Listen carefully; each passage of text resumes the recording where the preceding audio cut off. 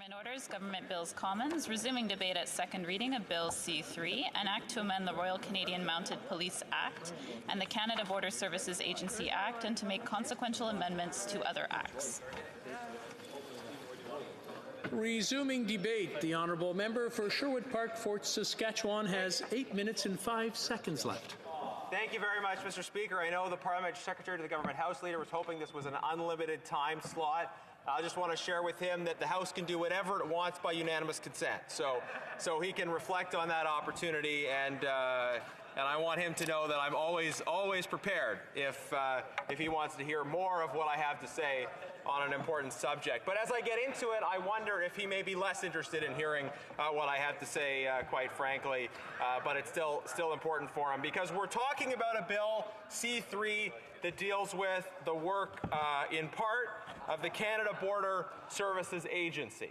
And this is timely because especially today, many people are talking about and thinking about the challenges in terms of import and export, in terms of transportation of goods, and this is an area where certainly the opportunity for public complaints and review is very important. Indeed, I hear many public complaints already out there about problems that are happening in our ability to transport goods.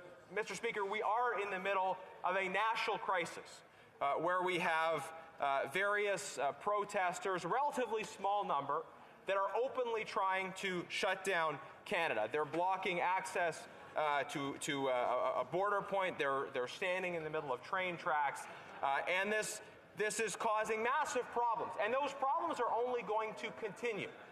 During discussions about this national crisis, we have members raising fears about escalation and talking about the need for de-escalation. And I think all of us would like to would like to ensure the situation doesn't get any worse. But inaction by the government is creating escalation. Escalation in terms of more and more people thinking that they can ignore the law and protest illegally, but also escalation in terms of the growing fears of Canadians that these blockades will result in long-term economic damage and inability for people to access essential goods. I've been hearing from colleagues in the Maritimes and other parts of the country concerns about propane shortages and the impact that it will have on people's ability to heat their homes and provide for their basic needs. This is a bill, Mr. Speaker, that speaks to accountability for our Border Services Agency and accountability for the RCMP. But it is ironic that the government is putting forward measures aimed at making other agencies more accountable when they are failing to be accountable themselves for the real problems that are happening in our economy as a result of decisions that they have made not to act, not to show leadership in the midst of this national crisis that we face. And it's important to underline, why do we face this national crisis? It's because there is a very small number, a minority of hereditary chiefs, not the elected representatives, who oppose a particular development project on Wet'suwet'en territory. But all of the affected band councils are in favor of this. Overwhelmingly, the people are in favor of this, and a majority of hereditary chiefs are in favor of this. And I draw the attention of members of the House to this issue in this context because, if every single time a development project happens for which there is a small amount of opposition, the result of that is then shutting down of national infrastructure, then it's going to be very difficult for us to move goods in this country ever in the future, because there's always going to be controversial projects. And those of us on this side of the House have been raising the warning that this really is a warm-up act for larger, more controversial projects in the future.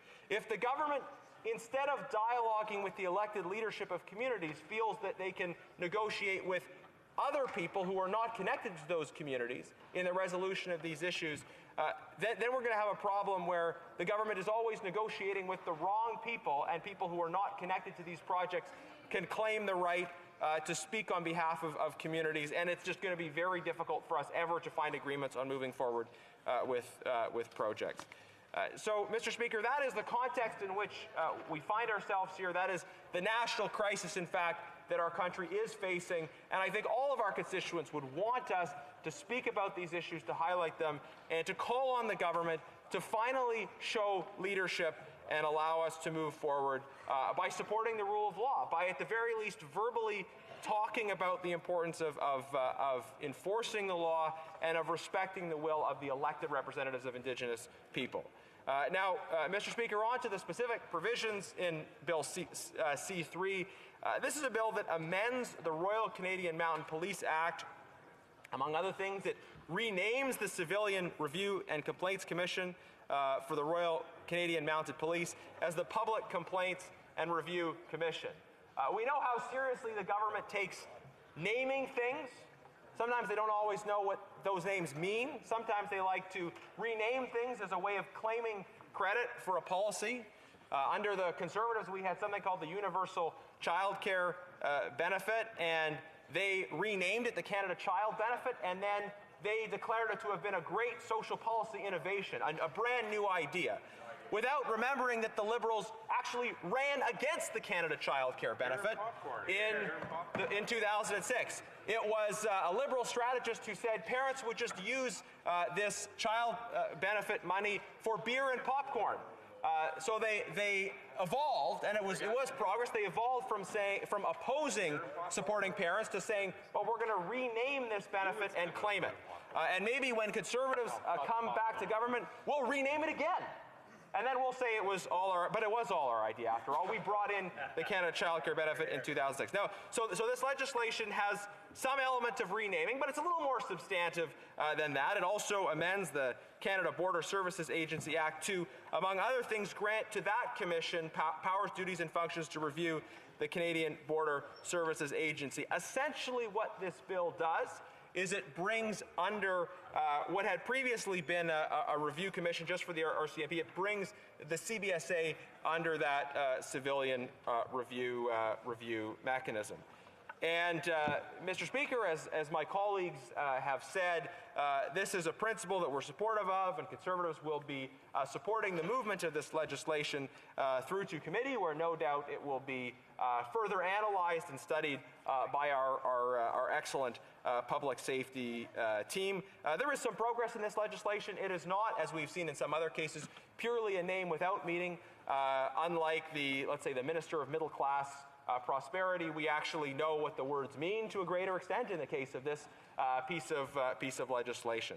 But I'll just say again, the irony here is the government is bringing in greater accountability for our border services agencies, and yet we've seen a lack of willingness by the government to account for their own action. We've seen so many instances of weak leadership. And another area, I have to say, lack of accountability we've seen from the government is that they're already signaling through things that private members have been putting out that they're not supportive of the tech project in Alberta. And this is a critical project for the interests of Alberta, for the interests of our national economy. The government needs to approve it, and yet we're already seeing backbench members of the government putting out petitions encouraging people not to support it, and that is fueling further frustration in my province. Mr. Speaker, thank you for the time, and I look forward to questions. Questions and comments. The Honourable Parliamentary Secretary to the Minister of Diversity, Inclusion and Youth. Thank you very much, Mr. Speaker. I appreciate the comments from my colleague opposite, because I love standing up to talk about the Canada Child Benefit. Everybody in the House knows the origins go way back to the baby bonus in the 1940s following the Second World War. And again, the Progressive Conservative government in 1992 modernized that. But it was in 2015 when we got elected, when we changed it, made it non-taxable, made it available for more people, and reduced child poverty in Canada by an unbelievable margin. Prior to that, the Harper government increased poverty, increased child poverty. Poverty was at an untenable rate in 2014, and with this measure, my riding in particular has received over $97 million back into the pockets of families to help their kids. That money is not earmarked for any one thing like sports or the arts. It's for absolutely whatever families need, and it's a fantastic program that people in my riding are incredibly appreciative. So thank you very much for bringing it up, because it's a fantastically successful program for everybody in Canada. For Sherwood Park, Fort Saskatchewan. Thank you very much, Mr. Speaker. And that member has a lot of talent at kind of floating delicately on the water when he's trying to make a point, but I think he's going to sink on this one because the reality is this is a program that was specifically, of course there were other iterations of similar types of programs, but the universal child care benefit was brought in by Prime Minister Stephen Harper. And it was opposed by Liberals who said, no, we should just give money to provinces and bureaucrats, and that it should be a one-size-fits-all approach to childcare. And Conservatives said, no, we should give parents choice in childcare. We should give them resources and let them decide. And then it took a conversion on that topic before the Liberals could ever make it back to power. They realized that, hey, we're going to have to sell out to this conservative principle that we don't really believe in order to get back into power. So they said, we're going to rename it, we're going to take credit for it, we're going to tinker with some details, we're going to make it available actually to fewer people. Order. Question? Nous avons le temps juste. We have time for a couple more questions. Bernie. Thank you, Mr. Speaker. My question is actually relevant to the bill that's being discussed here today in the House of Commons. Mr. Speaker, the CBSA is the only major law enforcement agency in Canada that we know without an independent review mechanism for the bulk of their activity. And this is a major gap. It's something that hasn't been addressed despite our calls dating back to the Harper government. Yeah. It provides an accountability system that will actually increase public trust at the border and a review system that can provide CBSA officers with more clarity and confidence over policy questions when they're asked a question, something about what they're supposed to be doing. So we're heartened to see this piece of legislation come forward. We're disappointed that the Liberals tabled it just with weeks to go, in the last Parliament, Mr. Speaker. So clearly it wasn't a priority of theirs. So we're happy to see that this is here today. So my question to the member is, will the Conservatives be supporting this legislation and allow better oversight of our public safety institutions and increase public confidence at our borders? That's right. For Sherwood Park, Fort Saskatchewan. Yes. Questions and comments? Essay commentaire. The Honourable Parliamentary Secretary to the Minister of Veterans Affairs. Thank you, Mr. Speaker, and I want to thank my colleague for his speech. But I have to say, in the 8 minutes, you covered a lot of ground, and not too much focus on the actual conversation on the table. But you said the Conservative Party, is supporting the border crossing, and I'd like you to maybe explain why you think it's important for your party to support this new legislation. Thank you. Member for Sherwood Park, Fort Saskatchewan. Well, thank you very much, Mr. Speaker. A larger proportion of my speech was on topic than the previous question from a Liberal member. So, we're a little bit ahead there. But I think, the context is important for how we got here and really to understand if we're talking about CBSA, it's important to note the things that Canadians are talking about today with respect to CBSA. And I know the member would want us to be reflecting the priorities and concerns of Canadians.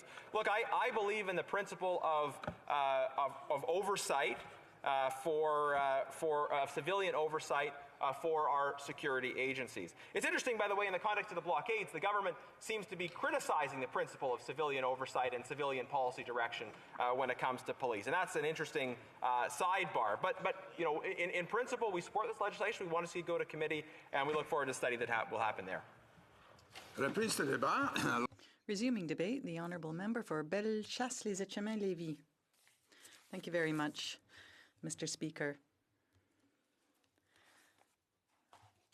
It's a great pleasure and privilege for me to rise today and speak, especially at a time when the government is showing inaction, at a time when it should be acting, because it is responsible for overseeing the security and integrity of our borders, and it's also responsible for enforcing law and order. And the government is failing miserably on both counts. And that is why we are asking for immediate action. Mr. Speaker, one of the important roles of our police services is to make sure that our laws are respected. And the CBSA is supposed to ensure the integrity of our borders. Allow me to recall, Mr. Speaker, that the Canada Border Services Agency is a body with 14,000 border officers. And there are more than 1,200 entry points. This agency, over time, has become a very important part of our system to ensure Canadians' safety. Now, given the number of issues that the agency has to deal with, at times there is dissatisfaction on the part of the users and clients of the agency. And that's why there was a complaint system. But that system was within the agency. And the purpose of the new bill is to make sure that the review of any complaints regarding the agency are done by an independent organization. And as my colleague mentioned earlier, it will have a new name, the Public Complaints and Review Commission. So basically, what that does is wrap up the work that's been done over the past few decades, because since the very beginning of that agency, that 100 complaints were found to be justified in 2018. These complaints were dealt with. Perhaps 100 complaints may appear to be a high number. However, there were 95 million people crossing the border and having to deal with the Canada Border Services Agency. And that includes 5 million commercial vehicles. So it's a fairly small number, given the high volume of people and vehicles dealing with the Canada Border Services agencies. However, all these complaints must be dealt with properly. And that is why we support the creation of this body. And that's where we're at, Mr. Speaker, and I'd like to highlight the outstanding work our Border Services Agency officers do. And unfortunately, a banner was taken down highlighting the excellence of their work.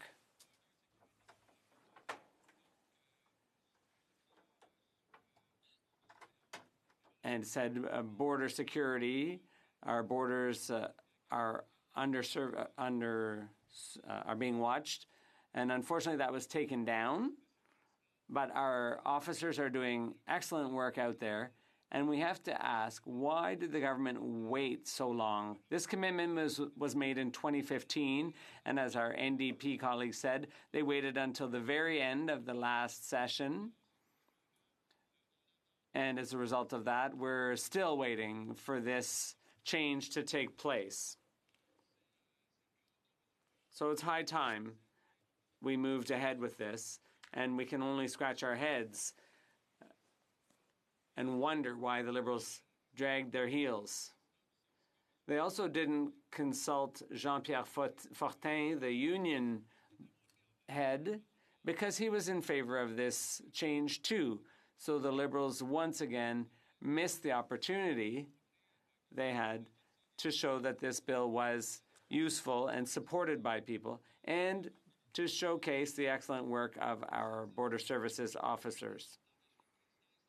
And this underscores another important point, which is the government's responsibility to enforce the law and to control our borders. And the government has been woefully lacking in these regards. Because of an unfortunate tweet from the Prime Minister, our border security was breached. Because of our Prime Minister's tweeting, there was a sudden influx of asylum seekers at Roxham Road, and so our territorial security was threatened, and people have been able to enter the country illegally. It's important to point out again that Roxham Road is an illegal entry point, and these people are short-circuiting our immigration system. In recent weeks, there's been a lot of focus on the barricades, and that's wholly understandable. But at the same time, there's been an increase in illegal crossings at Roxham Road. And that is because of the government's lack of leadership when it comes to enforcing the law and enforcing our borders. And in the Roxham Road case, that leads us to the situation my colleague mentioned, which is that the government is interfering in the operational activities of the RCMP by indicating to them that they cannot intervene and use force to settle the dispute. So the problem we have, Mr. Speaker, is that this undermines the moral authority of our police forces, just as the Prime Minister's intervention undermined CBSA's authority in enforcing border control. So the problem is that the Liberals are limiting our law and order authority to intervene, and the consequences are disastrous in both cases. In the Beauce, as my colleague from the Beauce said earlier, and it's a crisis. I was speaking to a businessman in my riding who said that his competitors were delighted because his merchandise is held up in trains and customers are turning towards American providers instead. He talked about $75,000 in lost sales and extra costs of $7,500 to reroute the goods that were held up. So that is over $80,000 in costs, and that's just one example among many in my riding and hundreds across the country. Our businesses, our workers are impacted by the lack of leadership and the lack of moral authority of this government. And that is why, Mr. Speaker, we can support these new structures, but we expect the government not to interfere in the operations of CBSA and police forces. And we see it happening now by insisting on a peaceful resolution. They are taking away from our police forces, they're taking their moral authority away and their capacity to intervene to enforce the law. And there are lots of causes, lots of things that are undermining our police forces and CBSA's authority. We see a general paralysis now in the country because of the barricades, and the costs and repercussions are huge.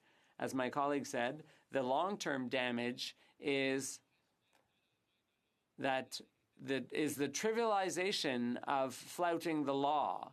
And for that reason, Mr. Speaker, we call on the government to make some headway on this file and to restore the moral authority of our police forces and our CBSA by no longer intervening in the way they are and imposing political solutions on law and order situations. Thank you, Mr. Speaker. Questions and comments. The honourable member for Glengarry Prescott Russell.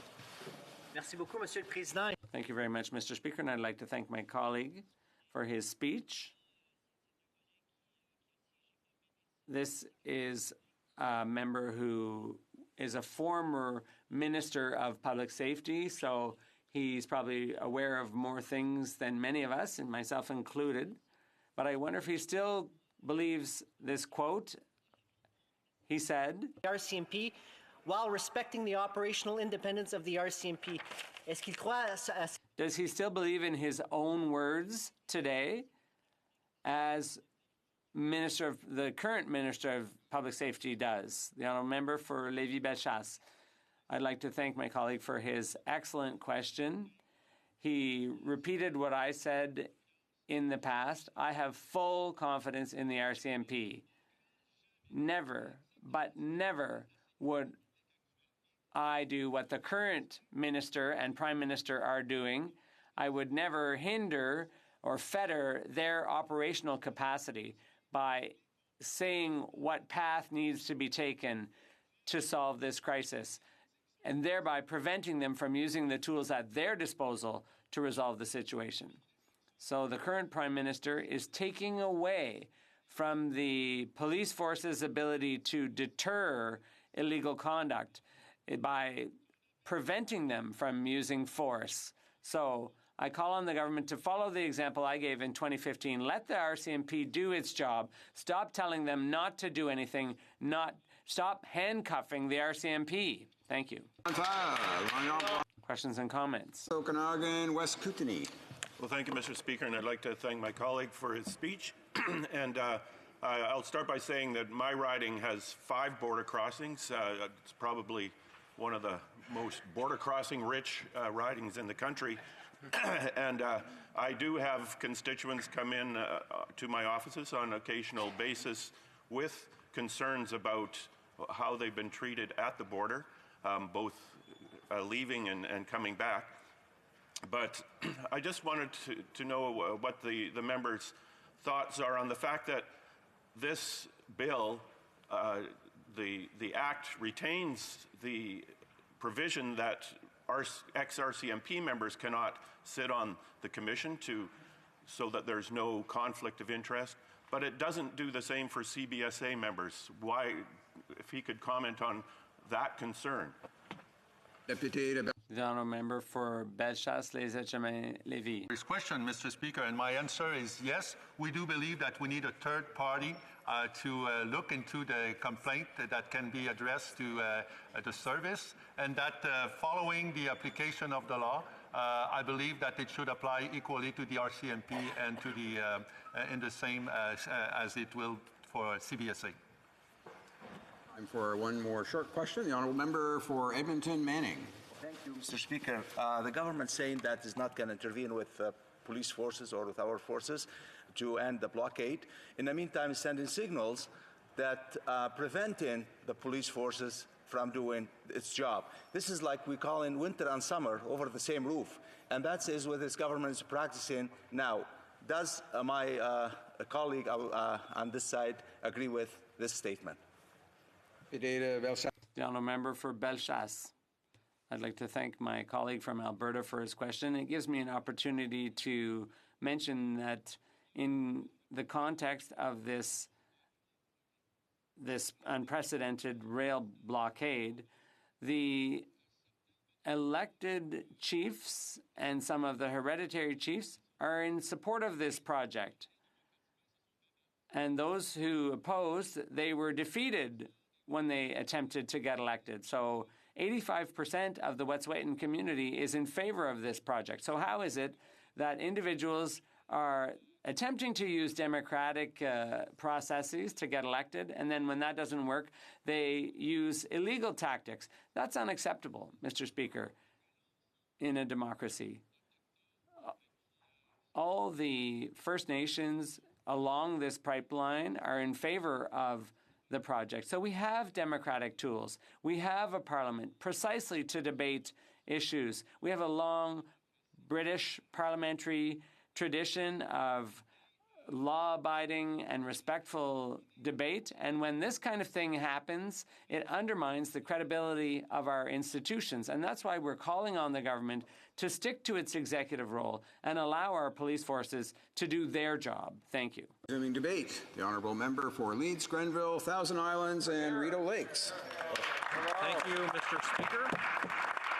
I'm pleased to rise today to speak to the government's Bill C3, an act to amend the Royal Canadian Mounted Police Act and the Canada Border Services Agency Act. This bill will, of course, rename the Civilian Review and Complaints Commission for the RCMP as the Public Complaints and Review Commission. It also amends the Canada Border Services Agency Act to grant to that commission powers, duties, and functions in relation to the Canada Border Services Agency, including the power to conduct a review of the activities of that agency and to investigate complaints concerning the conduct of any of that agency's officers or employees.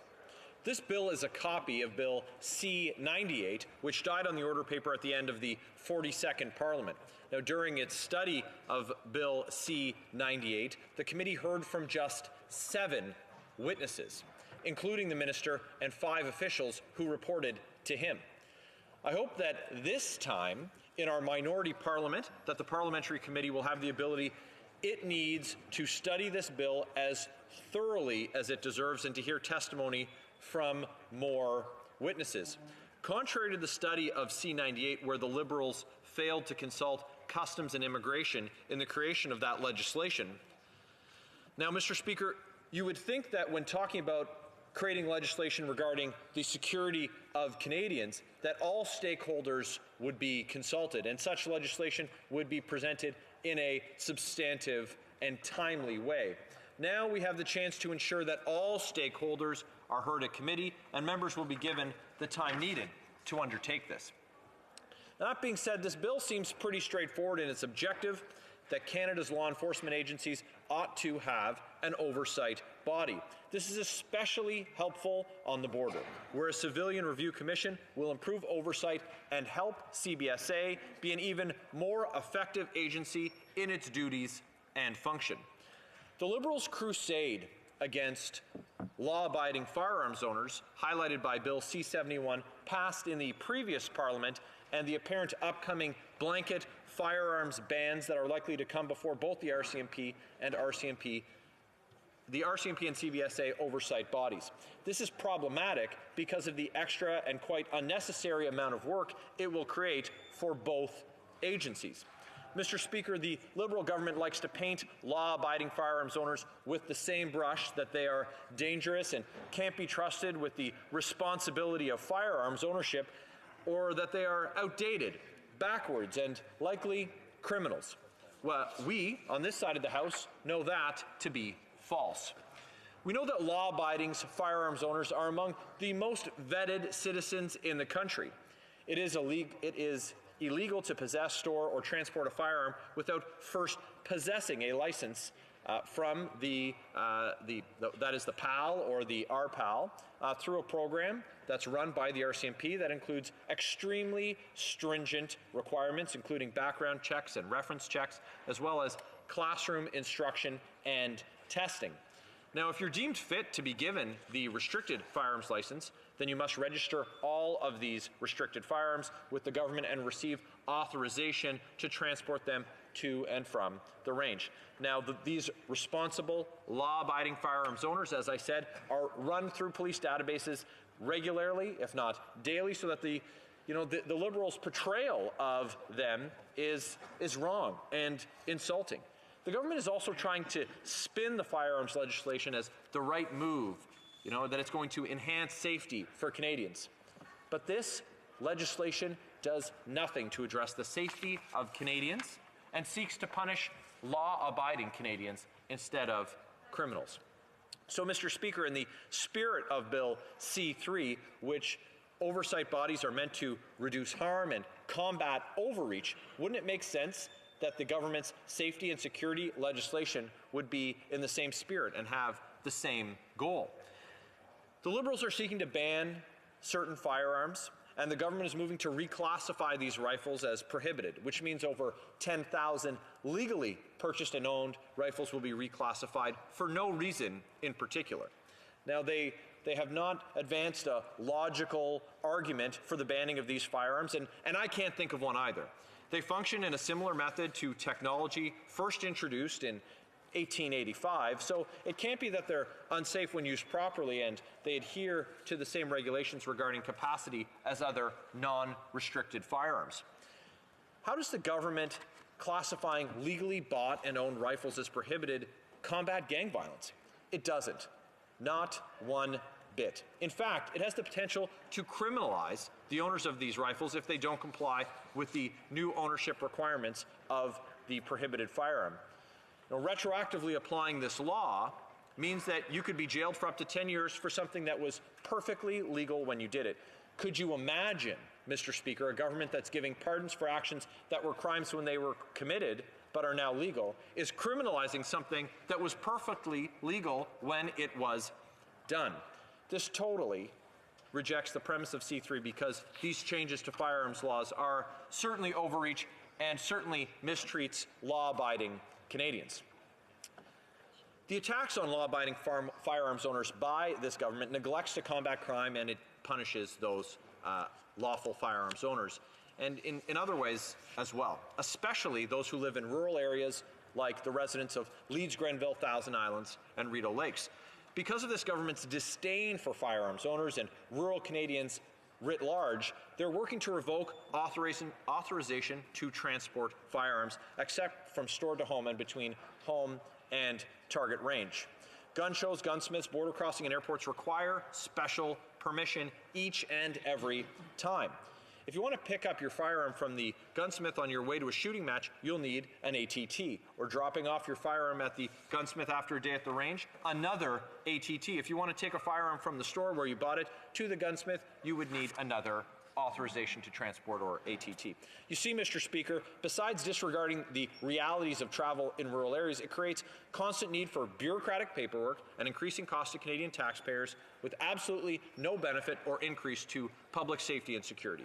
When it comes to the safety and security of Canadians, this government's short-sighted legislative record on firearms actually decreases the safety and security of law-abiding firearms owners through its creation of a backdoor firearms registry. It forces firearm retailers to keep detailed transactions on record of every firearm and buyer for a purchase spanning a period of 20 years. So you'll walk into your favorite retailer and purchase your rifle and ammunition, and the retailer is then forced to record your personal information and check it against or register it with the registrar. Now, this isn't just in stores that specialize in retail for firearms, Mr. Speaker. This is big box stores and even for simply purchasing ammunition.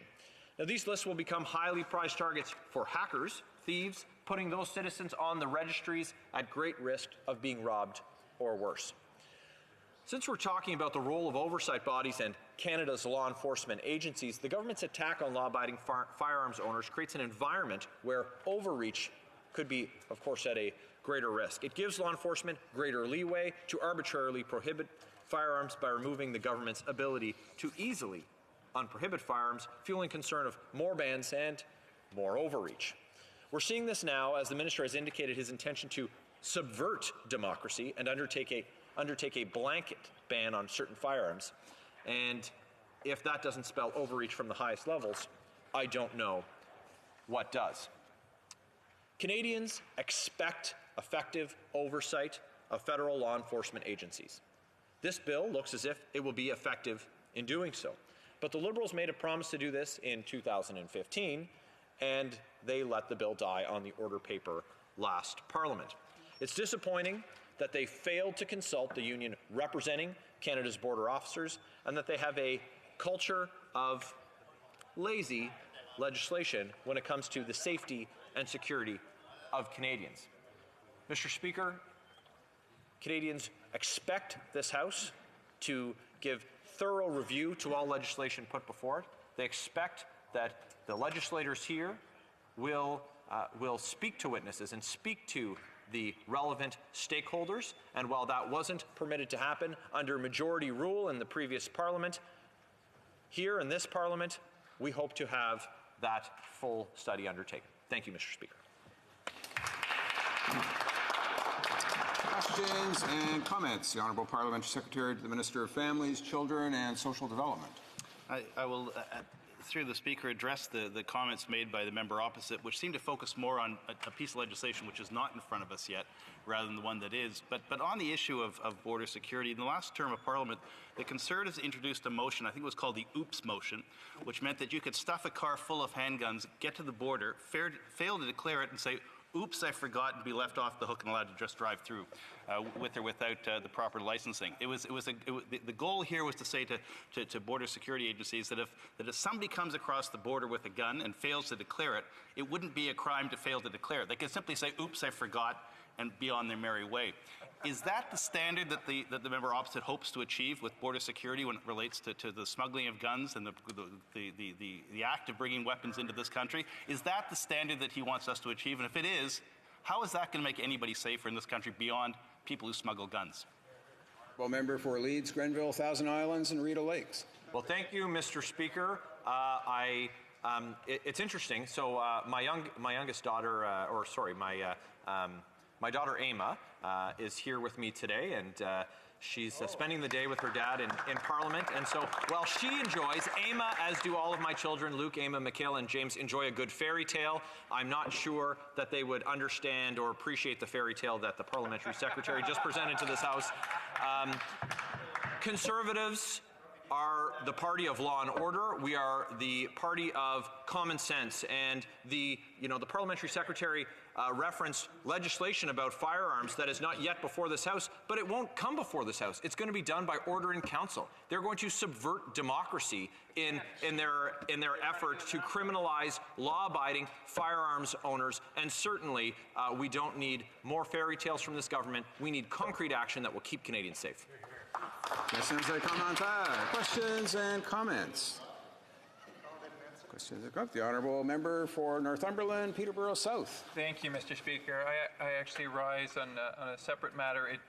Mr. Speaker, if you seek it, I'm hopeful you'll find it, the House to adopt the following motion. That given the unanimous declaration of the House on February 22nd, 2007 to condemn all forms of human trafficking and slavery, this House, encourage Canadians to raise awareness of the magnitude of modern-day slavery in Canada and abroad to take steps to combat human trafficking, and B, recognize the 22nd day of February as a National Human Trafficking Awareness Day. Does the honourable member for Northumberland, Peterborough South have the unanimous consent of the House to propose this motion?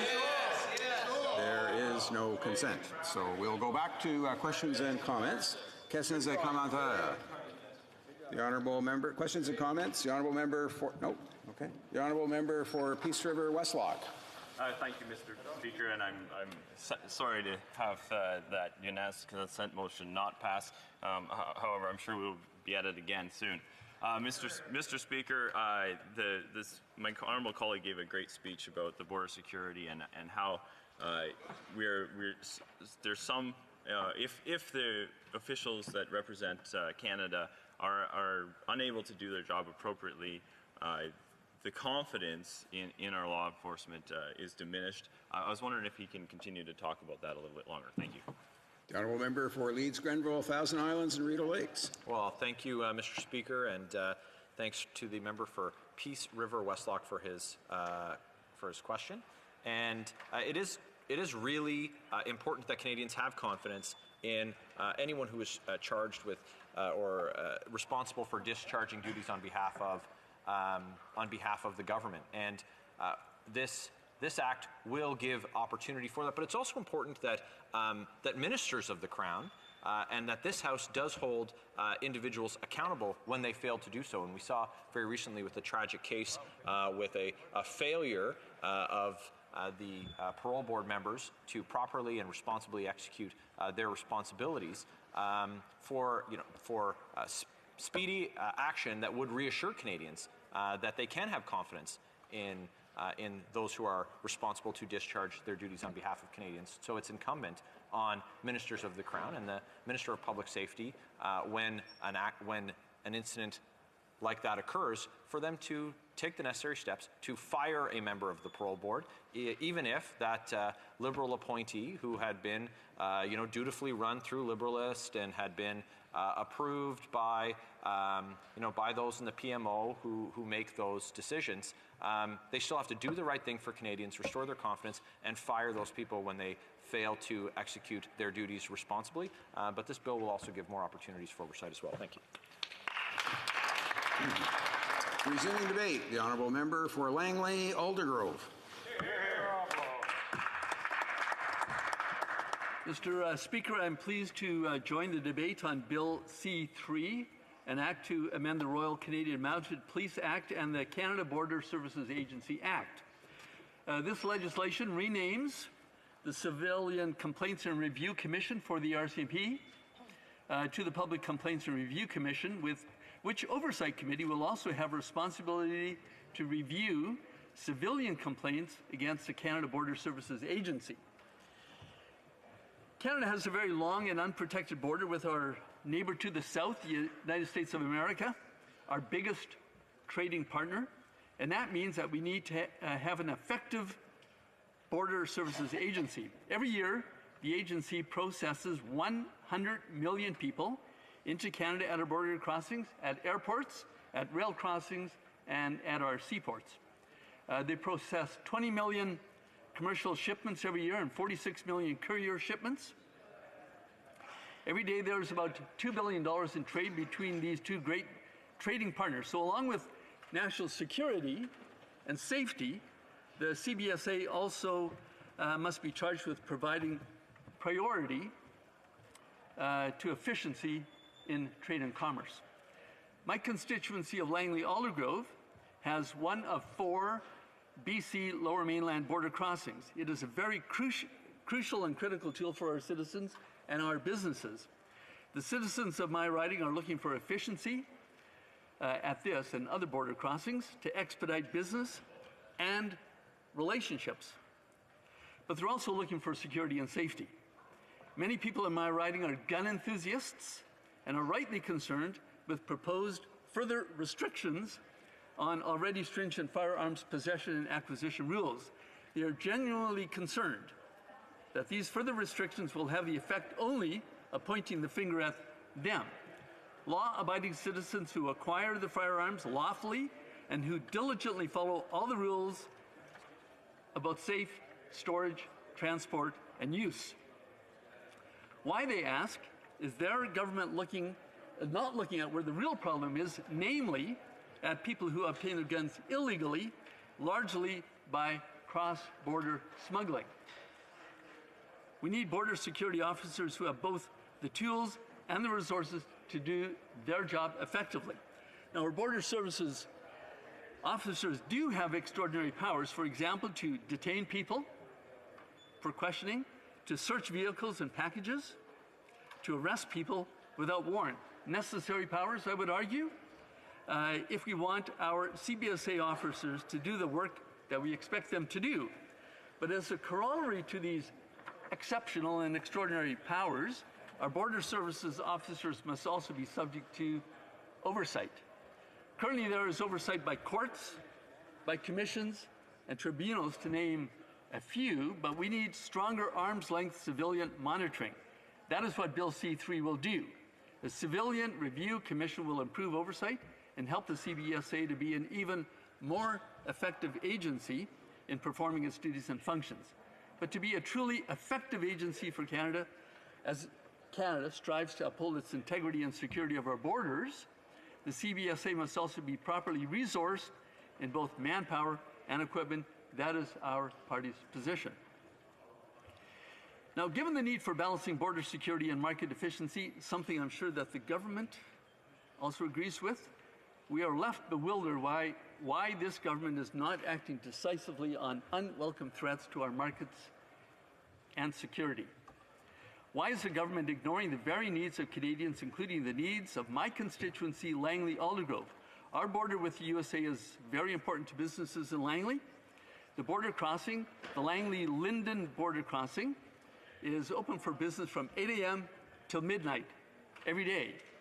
And those limited opening hours slows cross-border traffic down to the detriment of businesses in my riding. The businesses and people in this riding would benefit greatly from a 24/7 opening of this crucial link with the United States, our prime trading partner. The president of the Greater Langley Chamber of Commerce was quoted recently in one of our local newspapers as saying that, and I quote, "Our local prosperity depends on our ability to export our goods and services across the country and around the globe." Now, he also pointed out that the obvious, that companies prioritize shipping times based on when and where they are best able to move goods. The Langley area, because of its proximity to both the United States and Metro Vancouver, has 2 strategically located industrial parks zoned for manufacturing and logistics. These zones are tied to highways and rail crossings with the United States.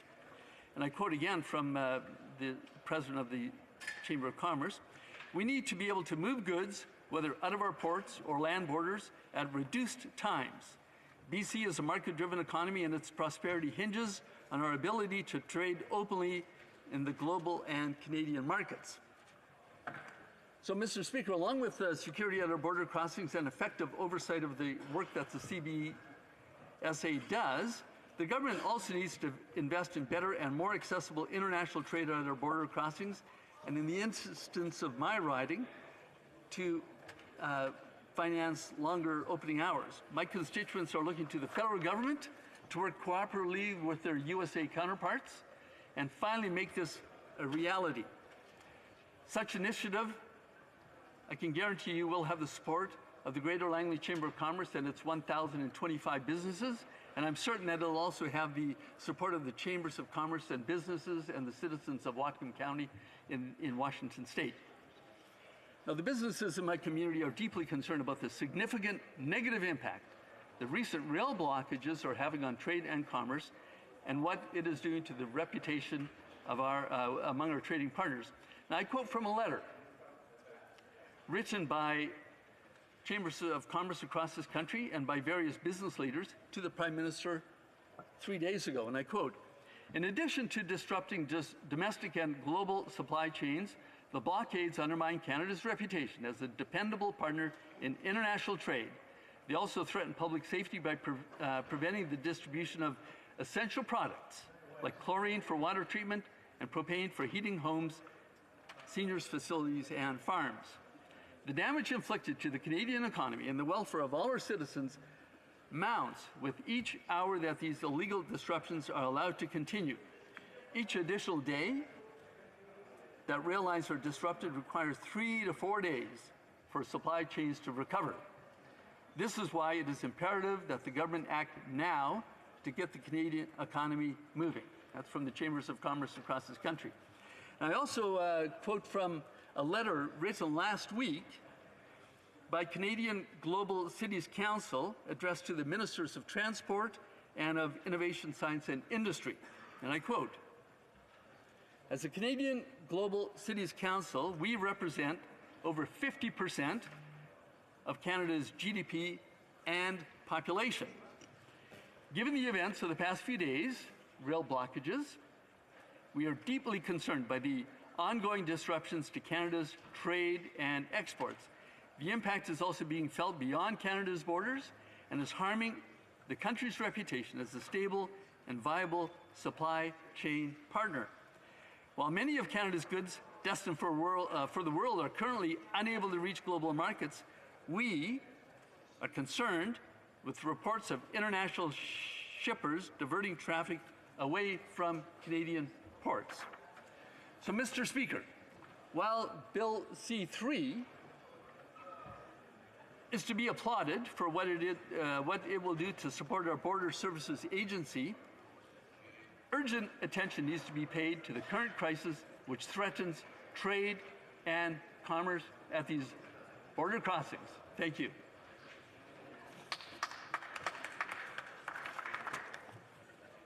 Questions and comments? Questions et commentaires?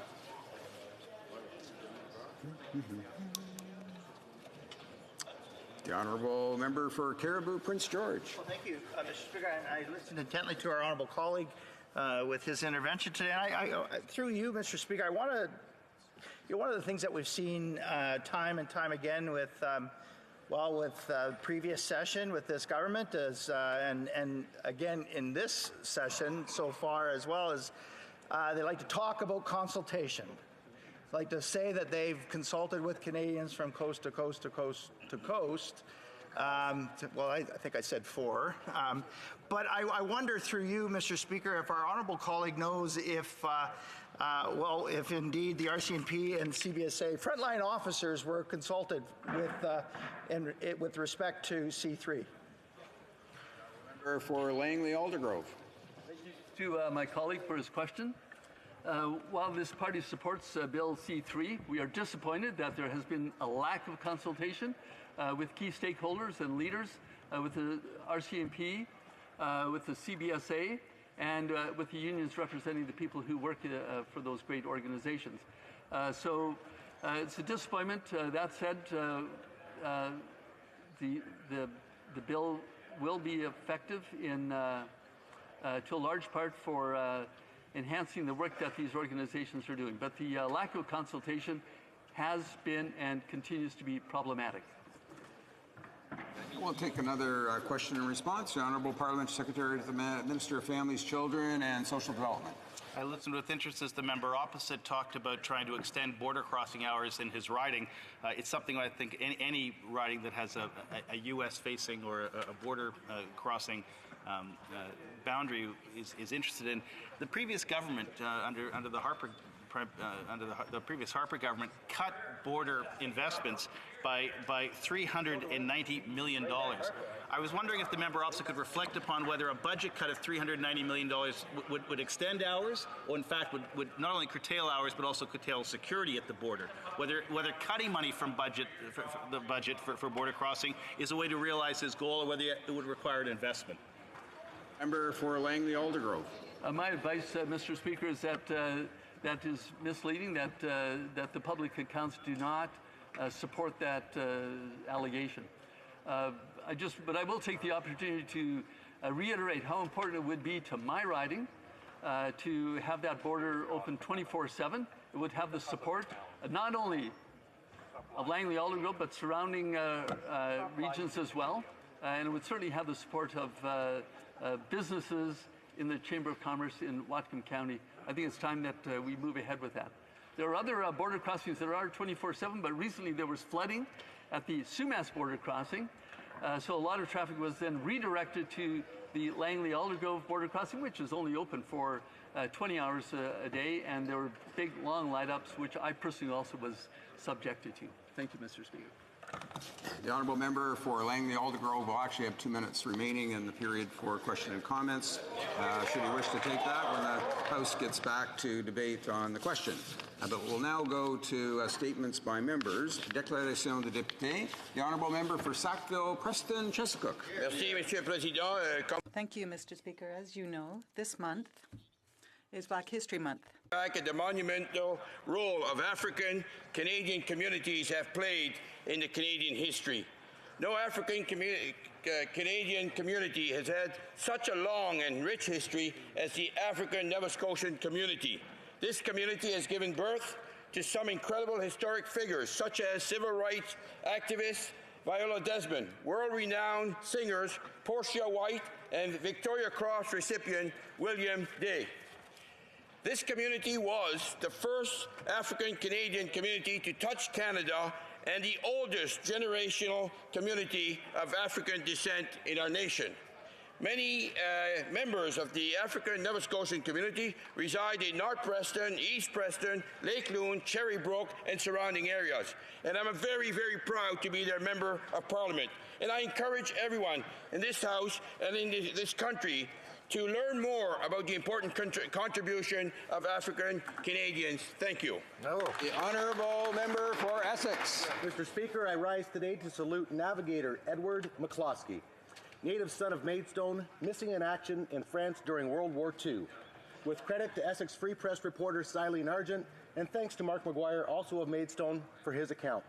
While living in France in 1989, Mark learned through a newfound friend that in July 1944, he and his mother saw a low-flying plane with RCAF insignia, followed by an exchange of gunfire and a large explosion.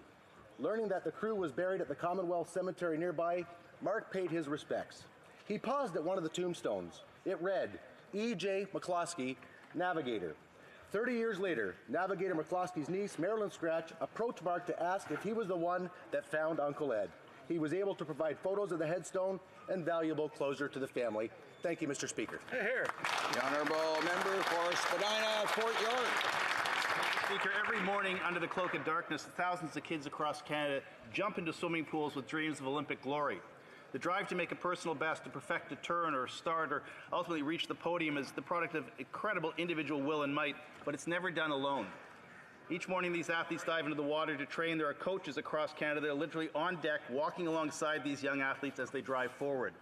Great coaches don't just create champions, they help create leaders. They build strong futures for these kids and help them grow as they compete.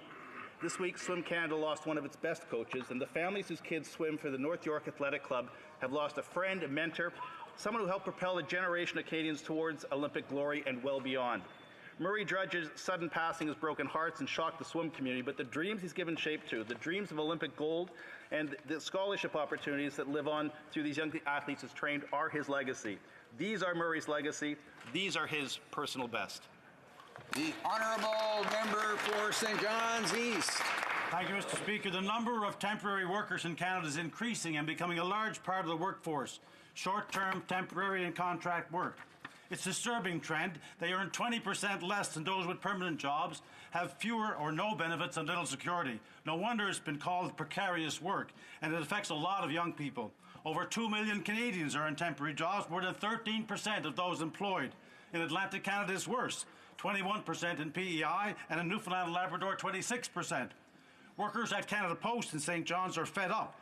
One plant has 90 temporary workers out of a workforce of 200, nearly half, some with Canada Post for 5 to 10 years. The corporation seems determined to rely more and more on temporary workers, replacing retiring or transferred employees with temps. The Liberal government and the minister should reverse that trend, do what it takes to reverse it at Canada Post to ensure permanent, full-time employment where possible. Canada Post should be setting an example, providing quality jobs along with quality service. Honourable Member for Kitchener South, Hespeler.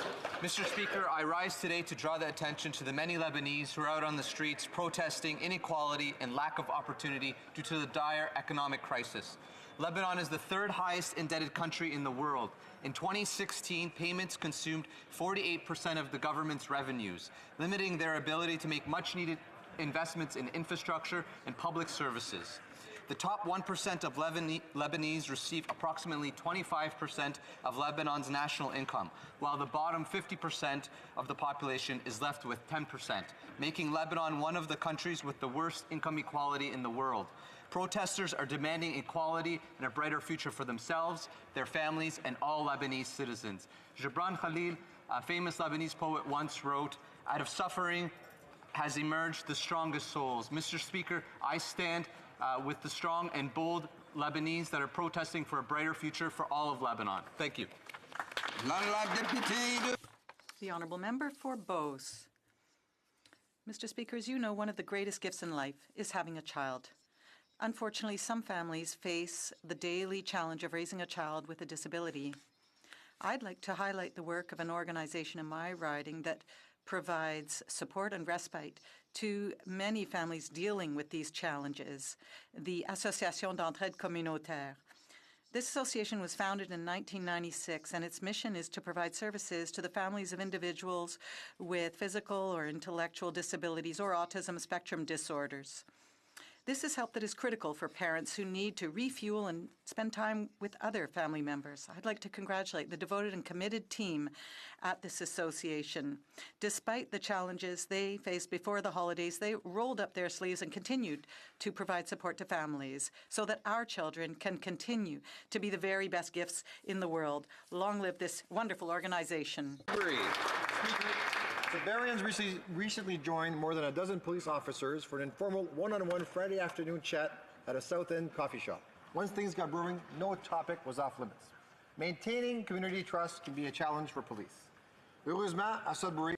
Fortunately, in Sudbury, our police officers are a part of our community. They work here, live here, and play here. I commend the efforts of Constable Mickey Teed of the Greater Sudbury Police Service. He helped launch Coffee with a Cop in order to give the public an opportunity to talk with police, share some stories, and ask some questions that they would normally not get a chance to ask. As a local MP, I'm happy to report that more Coffee with a Cop get-togethers are planned for other parts of Sudbury. Together, let's continue building bridges between cops and community, une tasse à la fois. One cup at a time. The Honourable Member for Halifax West. Speaker, February 8th, the Africa Festival of Arts and Culture hosted a Black History Month dinner at Mount St. Vincent University. Everyone there got to experience the magnificent tastes and sounds of Africa. This event commemorates the contribution of Canadians of African descent during wartime, of William Hall, the first Nova Scotian to receive the Victoria Cross, the members of the 2nd Battalion, the 2nd Construction Battalion, who stood out during the First World War, as well as those who served during the Second World War and other conflicts, often making the ultimate sacrifice. Is that so little credit was given to these heroes for so long and rarely during their lifetimes. The tremendous contributions made by Black Canadians to our country deserve our respect and admiration. We can do better. The honourable member for Northumberland, Peterborough South. Mr. Speaker, I rise today to speak on behalf of the working men and women across this great country. The individuals who make sure our homes are warm, our transportation moves, and our children are fed. Over the past 5 years, working people of our country have found it more and more difficult. And unfortunately, this government is putting prosperity out of the hands of way too many. Self-inflicted wounds like the carbon tax and the blockade are creating conditions for a devastating made-in-Canada recession. The working people of our country see right through the rhetoric and platitudes, and they demand action. They demand a Prime Minister who will stand up for the working people of our country. Hear, hear. Hear, hear. Honourable member for Canada, Carleton. Thank you, Mr. Speaker. I've stood here before and spoke of the amazing technology, that the advancements that are taking place in Canada, Canada's largest high technology park. The future of technology in Canada has never been brighter. Merge Robotics and the Earl of March Lions are just two of the local robotics clubs made up of young students, mentored by dedicated engineers, scientists, business leaders, and talented university students. Two exciting events will be taking place soon. The first is the 2020 Robot Reveal Open House, to be held February 26 between 6:30 and 8:30 at the Beaverbrook Public Library in Canada. The Merge Robotics students will be on hand to show off their new robot. And also, for the first time, Ottawa will be hosting a robotics competition at Carleton University, March 13th to the 15th. Many local teams are participating. This event is free to the public, and I encourage everyone to come out and encourage these young people. The future is bright, Mr. Speaker. Thank you. Honourable member for Central Okanagan, Similkameen, Nicola. Mr. Speaker, a very, very exciting thing is happening next week in my riding, more precisely in the community of Merritt. Now, what's so exciting, you might ask? The dinosaurs are coming. Well, more accurately, next week, Jurassic World 3 will be filming in the area. We should never overlook the importance of the BC film industry and the significant contributions that film productions create for local economies. In the 2018-2019 fiscal year, Creative BC reported that 384 productions contributed $3.2 billion to British Columbia's economy alone. This is great news for British Columbia, and the case of Jurassic World 3 is terrific news for Merritt. Now, I should also mention that the production has also had a casting call for local citizens. Now, according to the casting call, they're looking for people to play dinosaur food. Mr. Speaker, please join me in recognizing the community of Merritt for being the perfect place to feed dinosaurs. Amen. The honourable member for Leeds, Grenville, Thousand Islands, and Rideau Lakes. Mr. Speaker, retired Senator Bob Runciman had a political career spanning 45 years at the local, provincial, and federal levels. A senior cabinet minister in Ontario and twice the interim leader of the Progressive Conservative Party. None of it would have been possible without the loving support of his wife, Jeanette. Tragically, Jeanette passed away last week. Her sense of humor, sound political instincts, and common sense made her the senator's greatest advisor. Jeanette was authentic and humble. She was an environmentalist before it was trendy, and a great lover and defender of animals her whole life. She was a loving mother, wife, grandmother, and aunt. Her family meant everything to her. Her daughters, Robin and Sue, have lost a mother, but also their best friend. The Runcimans would have celebrated 56 years of marriage next month. A great love story ended by a terrible tragedy. Jeanette, thank you for your commitment to our community. You will be dearly missed.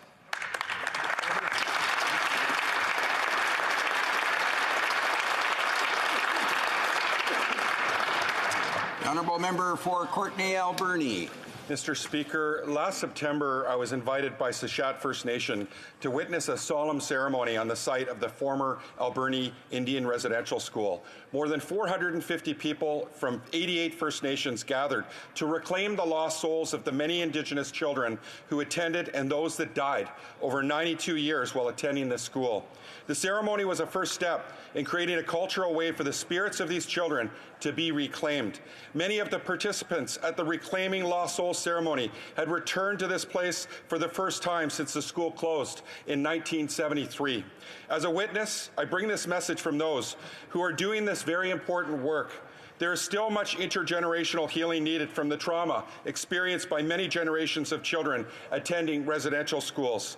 The federal government needs to invest more funding and resources into tearing down these schools and supporting healing initiatives across Canada. The Honourable Member for Manicouagan. Mr. Speaker, I rise today to pay tribute to Ms. Sonia Poirier, an extraordinary woman in my riding who embodies the courage, resilience, and strength of the residents of the North Shore. In 2018, Ms. Poirier saved the lives of her daughter and her best friend when their boat overturned, when her brother-in-law and her spouse disappeared in the glacial waters of a lake. She had to swim for several hours, and she spent the night warding off the cold in order to protect these young women until help arrived.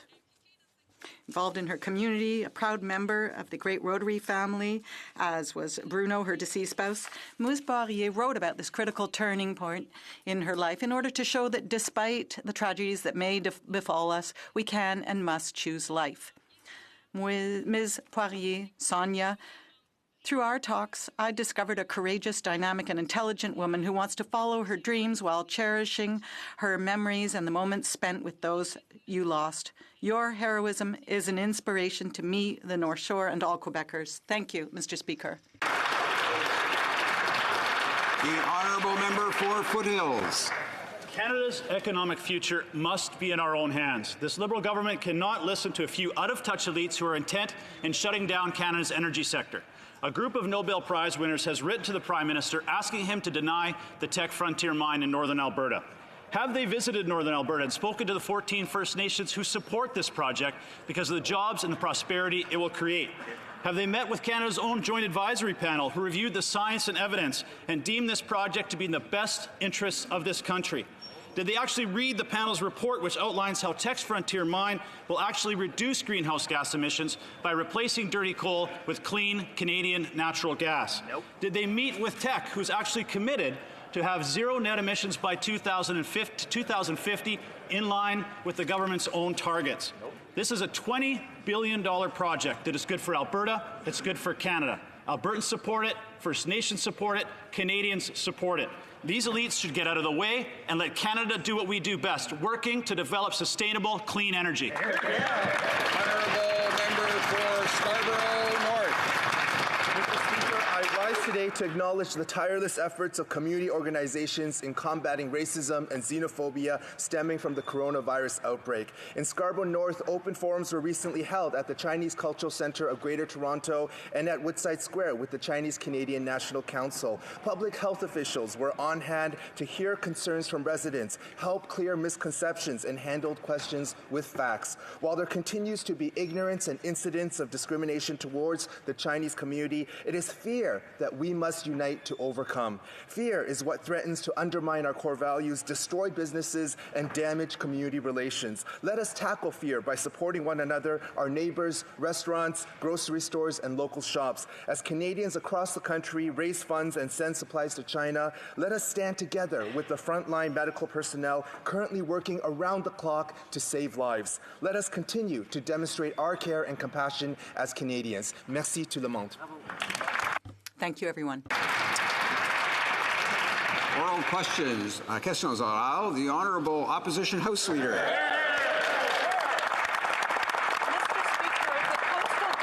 Project has been given consent by the majority of the Wet'suwet'en people, but their voices are being ignored by these Liberals.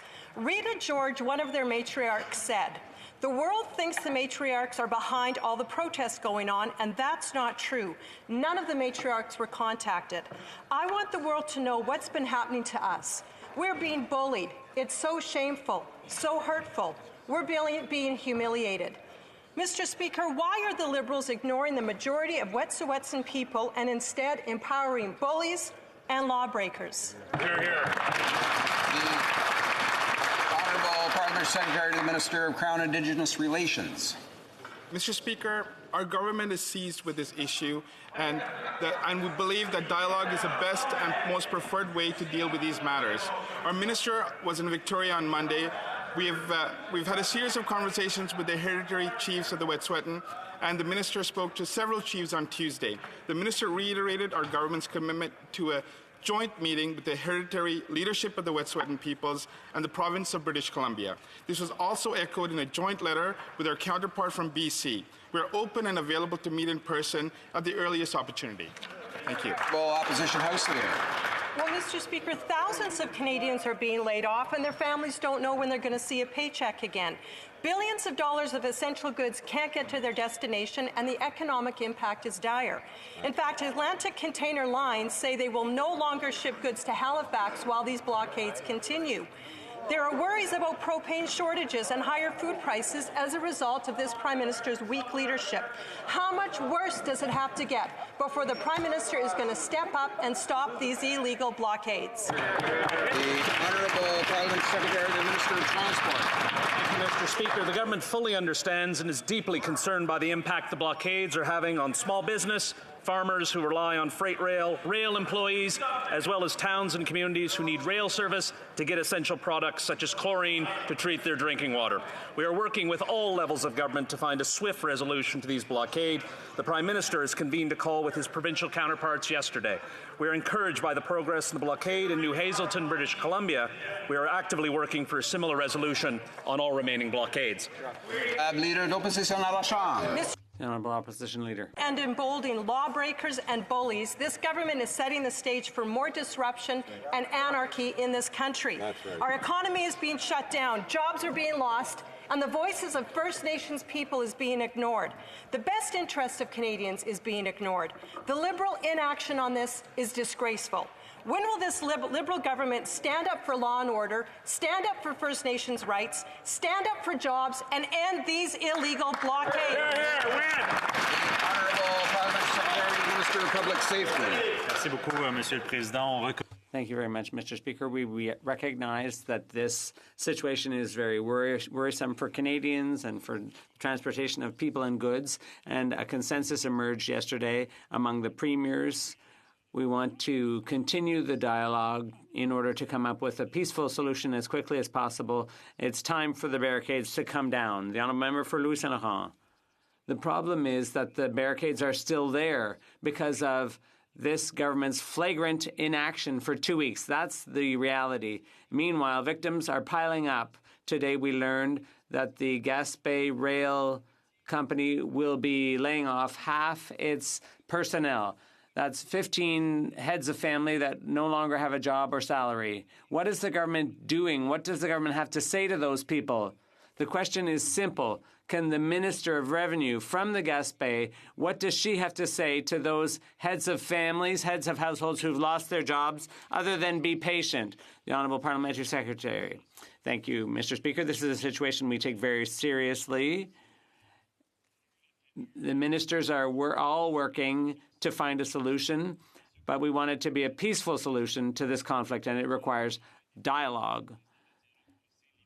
Dialogue has limits. We recognize that.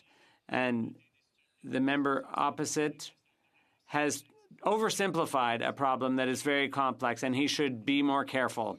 The Honourable Member for Louis Saint Laurent. Mr. Speaker, the people of the Gaspé have just understood that, unfortunately, their minister has been muzzled and cannot speak directly to the people of Gaspé, but they will have to live with their choices. Over the past 2 weeks, the government has done nothing while the situation worsens for farmers. The head of the UPA wrote to the Prime Minister and said, "We don't get the feeling that the government intends to act swiftly." Can the Minister of Agriculture, a member from Quebec, tell the head of the UPA what the government is doing other than saying, "Be patient"? The Honourable Parliamentary Secretary. Thank you very much, Mr. Speaker. I'm very pleased to answer my colleague opposite. The Quebec caucus is particularly concerned about this. We want a quick solution, but it has to go through dialogue and peacefully. The premiers agree that we have to continue pursuing dialogue, but there are limits, and we are certainly exhausting all options to find a way out of this crisis. The honourable member for Manicouagan. Mr. Speaker, the Prime Minister must take concrete steps to resolve the railway crisis today. No one wants to see another photo of him in an armchair chit-chatting with his colleagues. We want to see him outside wearing a coat, talking to Indigenous leaders. We want him to confirm there are no more RCMP officers on Wet'suwet'en territory, and that the pipeline and the controversy are on hold while discussions are ongoing. Will the government finally get down to it?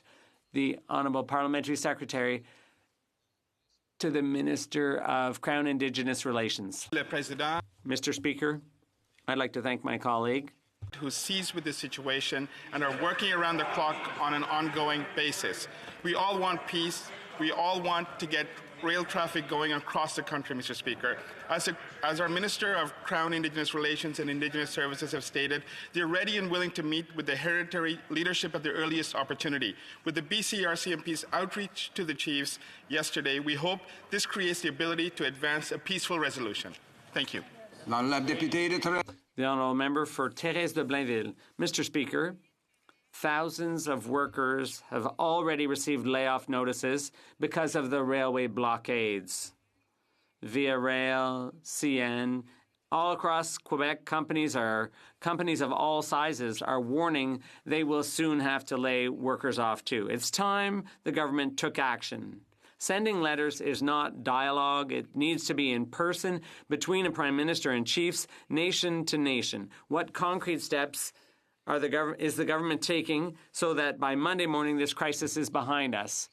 The Honourable Parliamentary Secretary to the Minister of Transport. Fully aware and deeply concerned by the impact and decision CN was forced to take and its consequent impact on Via Rail, as well as the people who rely on freight rail and rail employees. The department has been in constant communication with CN and CP. Furthermore, the Prime Minister has convened the Incident Response Group with members of our team to discuss the situation and assess our path forward. All parties must engage in open and respectful dialogue to ensure the situation is resolved peacefully. We strongly urge the parties to do so. Honourable member for Cowichan Malahat Langford. Mr. Speaker, less than 3 years ago, the Prime Minister said, and I quote, "No relationship is more important to Canada than the relationship with Indigenous peoples." Mr. Speaker, the Prime Minister has fallen a long way since then. Weeks ago, when we asked the Prime Minister to step up to de-escalate the situation in Wet'suwet'en territories, he said it wasn't his problem. Mr. Speaker, it was then, it is now.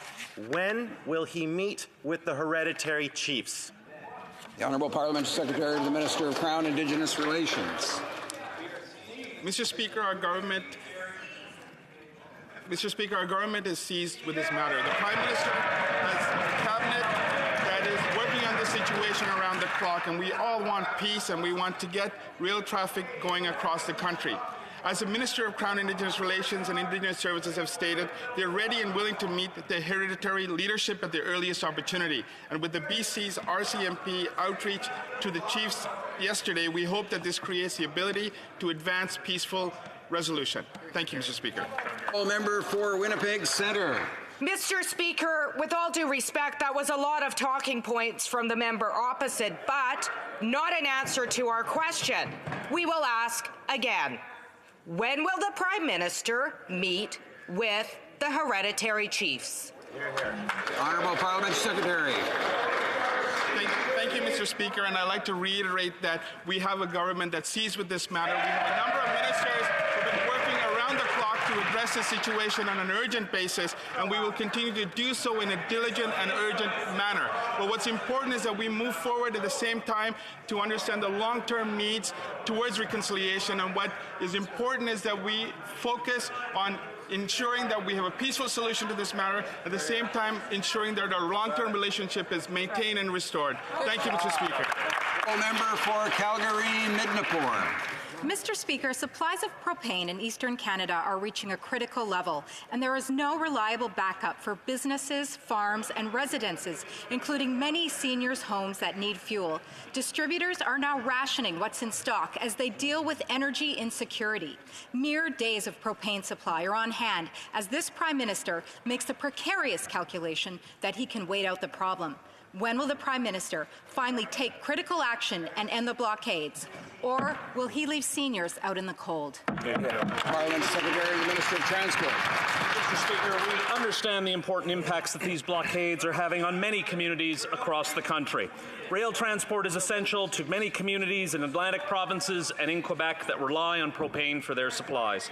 We understand that the path forward to a sustainable resolution of the blockades is through dialogue, and this is the approach we are using. We are working tirelessly for a swift resolution to these blockades to ensure that essential goods can be delivered to our communities. Honourable Member for Calgary Midnapore. Les pénuries de Propane shortages in Quebec are forcing companies to ration supply to hospitals and farms. Capital Propane in Quebec City is now rationing its 7-day reserve. Although emergency plans are now in place and businesses are switching to trucking, this will not make up for the losses caused by the blockades. When will this Prime Minister take steps so that propane companies in Quebec don't have to choose between farmers and patients? The Honourable Parliamentary Secretary. Mr. Speaker, we understand that the barricades are currently having serious impacts on propane supply in the Atlantic provinces and Quebec.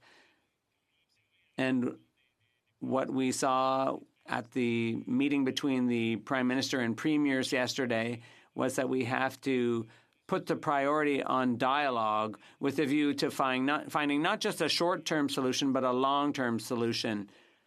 And obviously, dialogue has limits, and the barricades do have to come down as quickly as possible, but peacefully. The Honourable Member for Charlesbourg, Haute-Saint-Charles.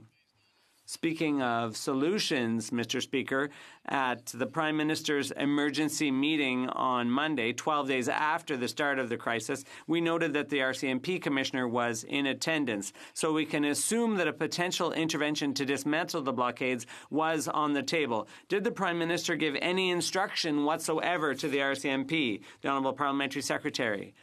Thank you, Mr. Speaker, on this side of the House, and I would invite my colleagues opposite to read the RCMP Act. We respect the independence of the RCMP in its operational decision-making, and I would encourage my colleague opposite to ask the member for Lévis-Bellechasse, who was himself Prime Minister of Public Safety, and at the time, he told everyone that you have to respect the independence of the RCMP. We certainly do on this side of the House. The Honourable Member for Charlesbourg, Haute-Saint-Charles. I'd like to thank my colleague for his answer, but at the same time, I would say, yes, orders can be given, even though the government has denied it from the outset. Can we not assume that the Prime Minister asked the RCMP to stand down? The Honourable Parliamentary Secretary. Mr. Speaker, the RCMP has its own procedures, just like the SQ and the OPP in other provinces, to handle this type of situation. In 2015, the member for Lévis-Bellechasse said, I have full confidence in the decision and judgment of the RCMP. We respect their operational independence. The position hasn't changed since then, from when he was minister to today. The government seems to think that the only way that these blockades will come to an end is by giving the blockaders whatever they want, by conceding to all of their demands. Well, Mr. Speaker, you get more of what you reward. If this government gives in to all the demands of the lawbreakers, it will get more law breaking. Every project in this country will be held hostage by those willing to stand on highways, at airports, and in front of trains. Mr. Speaker, how are we ever going to restore lawfulness and development in this country if this government makes concessions to reward those who've broken the law? Honourable Parliamentary Secretary, Minister of Transport. Mr. Speaker, we fully understand the significant impacts that these blockades are having on the economy, small businesses and farmers, and we are with the railway employees who are facing uncertainty. We understand that the path forward is to a sustainable resolution of the blockades is through dialogue, and that's the approach we're taking. We're hoping for a swift resolution to ensure that Canadians affected by these blockades can return to work and that businesses can get their goods to market. Member for Carleton. The government says it understands the impact of these illegal blockades. You know who else understands the impact? The lawbreakers. They know the damage they're doing. And they know that the government is working to reward that damage. Every interest group in this country that wants to stop development or secure other self-serving concessions is watching carefully to find out what incentives the government is building in for that kind of lawless behavior. So, is this government really going to reward lawlessness and invite more of it? Parliament Secretary to the Minister of Public Security. Mr. Speaker, the Conservative Party is trying to offer up oversimplified solutions to a complex problem. The premiers agree that we need to pursue dialogue in order to resolve this situation peacefully, but dialogue has its limits, and the Canadian economy and workers and others are all being impacted. But let's pursue dialogue for the time being. The Honourable Member for Shefford. Mr. Speaker, the problem is that there's no more time left. The UPA is sounding the alarm. We're on the brink of a crisis. If the blockades don't come down, if rail traffic doesn't resume in the next few hours, we will have a full-scale propane shortage.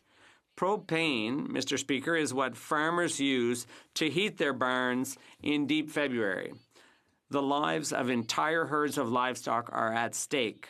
Farmers in my riding are worried. What concrete steps is the government going to take to resolve this crisis this weekend? Thank you, Mr. Speaker. Secretary. The Honourable Parliamentary Secretary. Thank you very much, Mr. Speaker, and I'd like to thank my colleague for her question. I can reassure her all the Quebec members on this side of the House are very concerned about the situation, about the blockades on railway lines in Quebec and in Ontario. However, there is no simple solution to this problem. It's a complex one. It requires dialogue, and we are allowing dialogue every chance of success. The premiers acknowledged yesterday that we have to give dialogue a chance, but there are limits. It can't go on indefinitely, precisely because of the serious impacts on the Canadian economy, on farmers and businesses. The Honourable Member for Trois-Rivières. Mr. Speaker, the railway blockades crisis has already had major impacts on the economy of the Mauricie region. Our farmers and their animals are in jeopardy because of a shortage of propane. 2 sawmills in Resolu sawmills are a few hours away from laying off all their employees. At the port of Trois-Rivières, over 200 rail cars are overdue. What concrete steps is the government going to take to resolve the crisis and bring the blockades down this weekend? The Honourable Parliamentary Secretary. Thank you very much, Mr. Speaker. I share the concerns of the member opposite. The situation is worrisome from the point of view of the economy, from the point of view of transportation, both of people and goods, and for the Canadian economy. The Prime Minister met with premiers yesterday, and there was progress made when the RCMP in BC decided to withdraw from Wet'suwet'en land.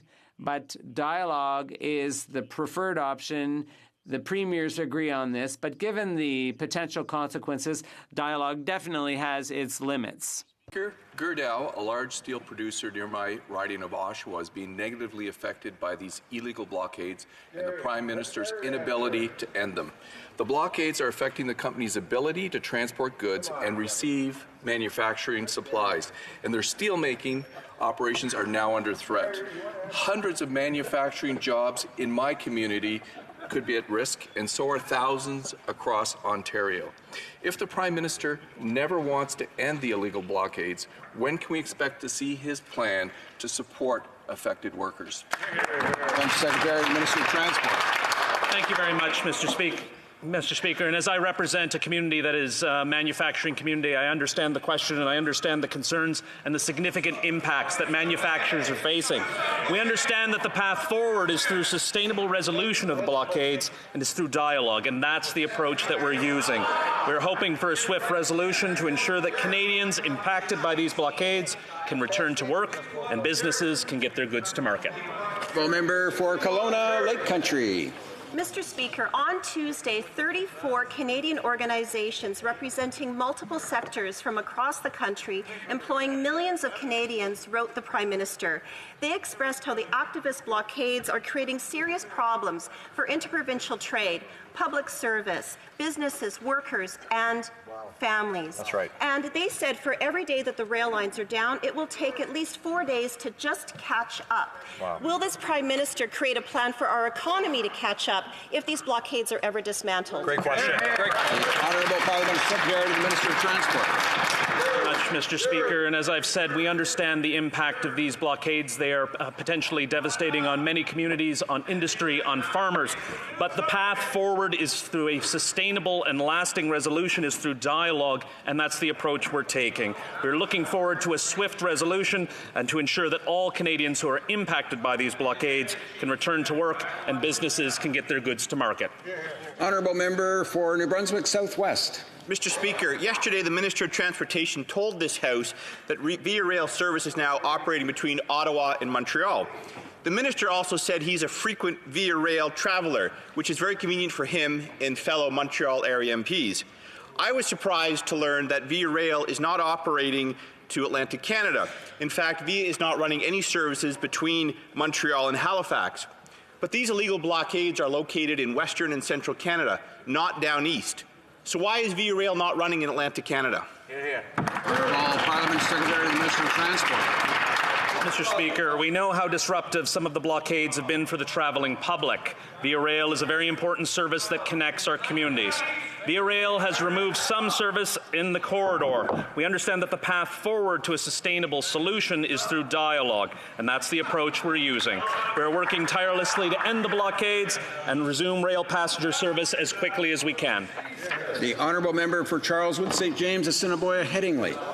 Mr. Speaker, given that Via Rail is a Crown corporation subsidized to the tune of nearly $400 million annually by all taxpayers, what has the cost been to Via Rail been due to the illegal blockades across the country? And when will the Crown be initiating legal action for damages for the millions of dollars in lost revenue against the organizers of these illegal blockades? Honourable Parliament Secretary to the Minister of Transport.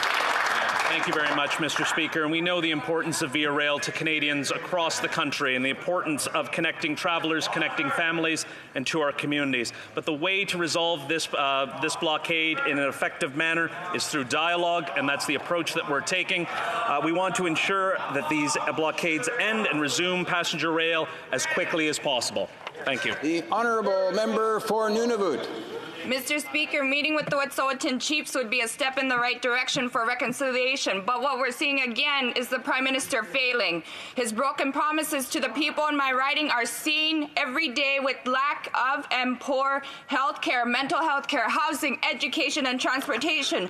Mr. Speaker, the Liberals supported our motion on suicide prevention, but when it comes to action, we see broken promises. Why are the Liberals so committed to denying basic human rights for Indigenous peoples? The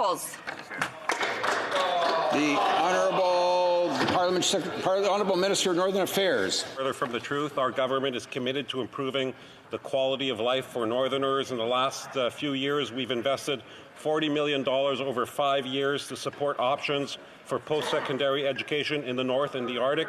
And through our national housing strategy, we are helping more than 3,000 Northerners find a place to call home. We've signed 10-year agreements with the 3 territories, which will invest over $550 million in housing for the North.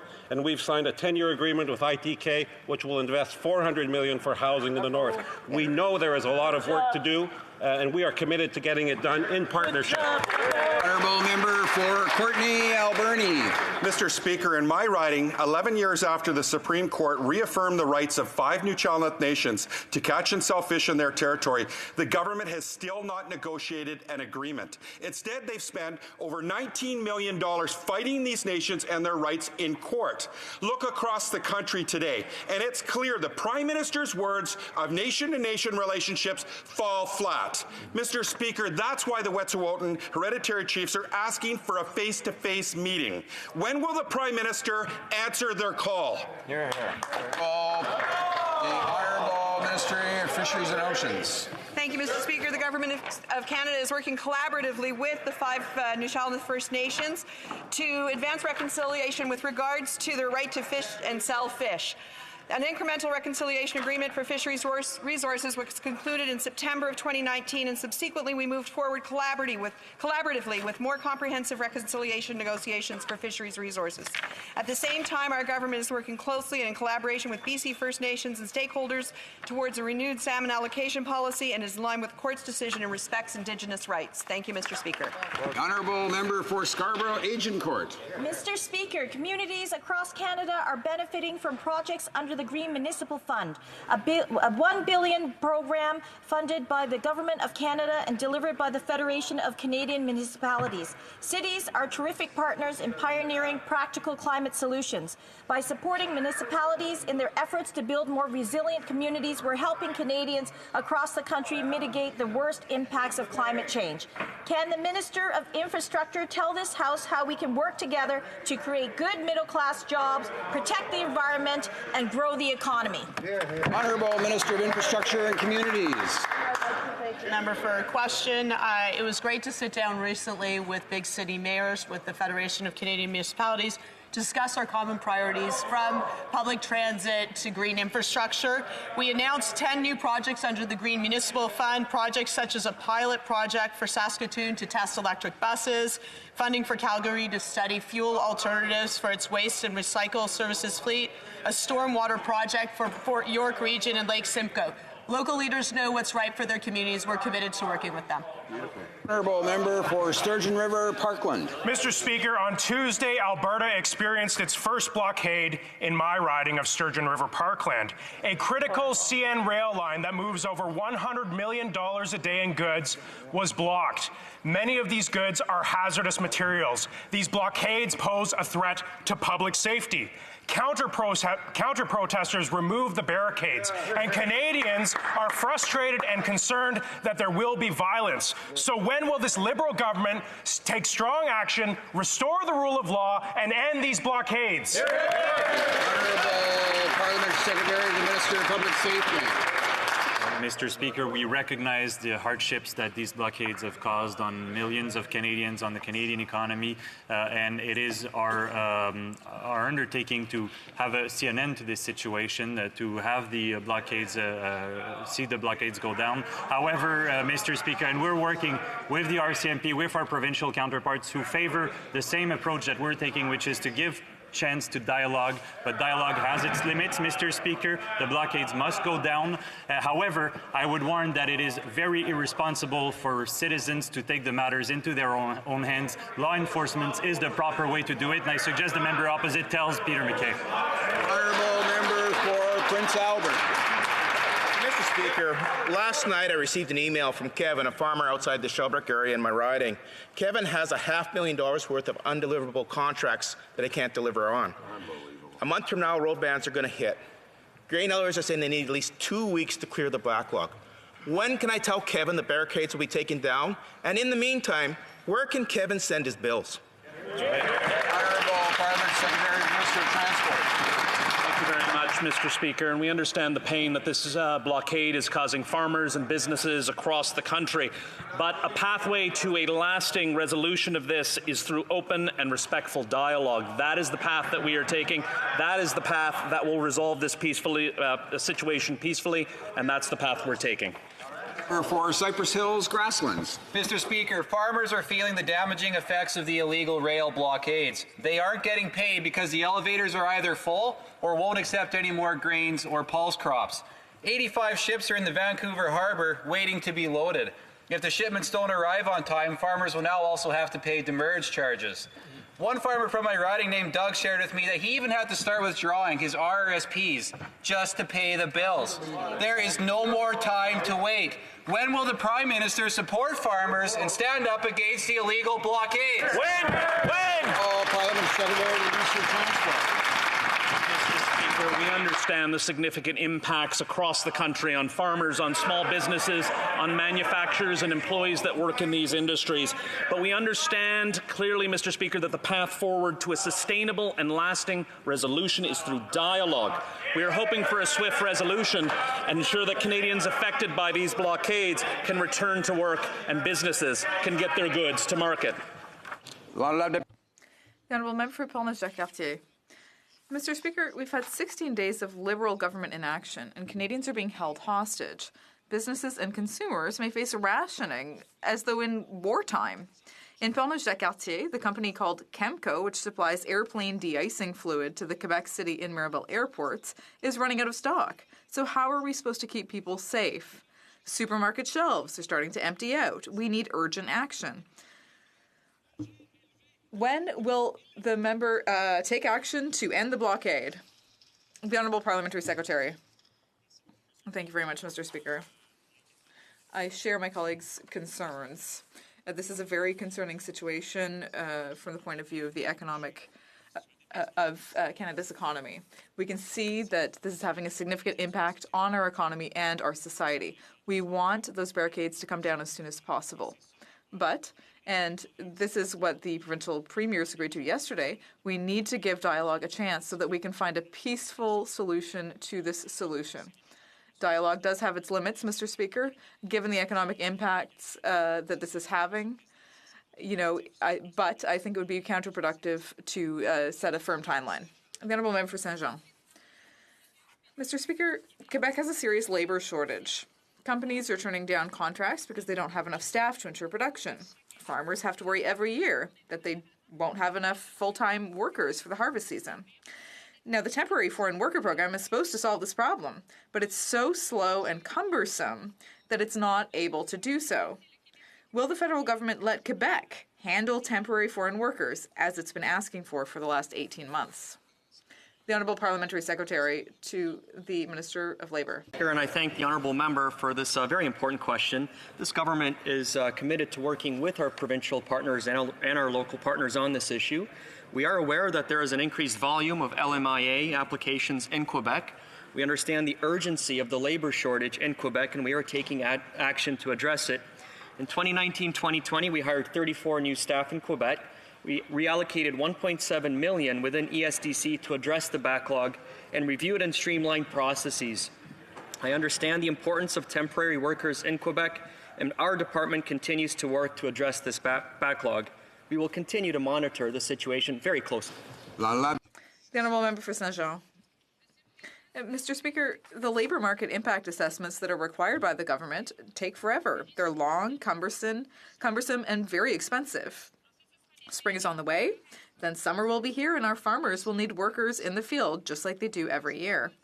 As a gesture of good faith, the government could start by handing full responsibility for labour market assessments over to Quebec. In fact, it could do so tomorrow. Is it open to that idea? The Honourable Parliamentary Secretary. Thank you, Mr. Speaker, and thank you again for the Honourable Member for the excellent question. Again, we are aware of the increased volume of LMIA applications. We have invested $8.1 million to reduce the volume of applications because we understand how important this program is to employers. This investment in itself has decreased the backlog by 1,400 applications. We will continue to work to ensure that this program works for employers, for workers, and for Canadian economy, and we are committed to working with our provincial partners to improve this program. Member for Yellowhead. Mr. Speaker, the Prime Minister's weakness is costing Canada's economy once again. People in Alberta and across the country have lost all faith in this government's willingness to end illegal blockades. The pressures facing families and communities are leaving some Canadians so frustrated they removed one of the blockades themselves. The Prime Minister's weak leadership is creating the circumstances for dangerous vigilantism. On what day will I be able to tell the businesses in my riding that they can finally resume the transportation of their products? Hear, hear. Honourable Parliament Secretary, Minister of Public Safety.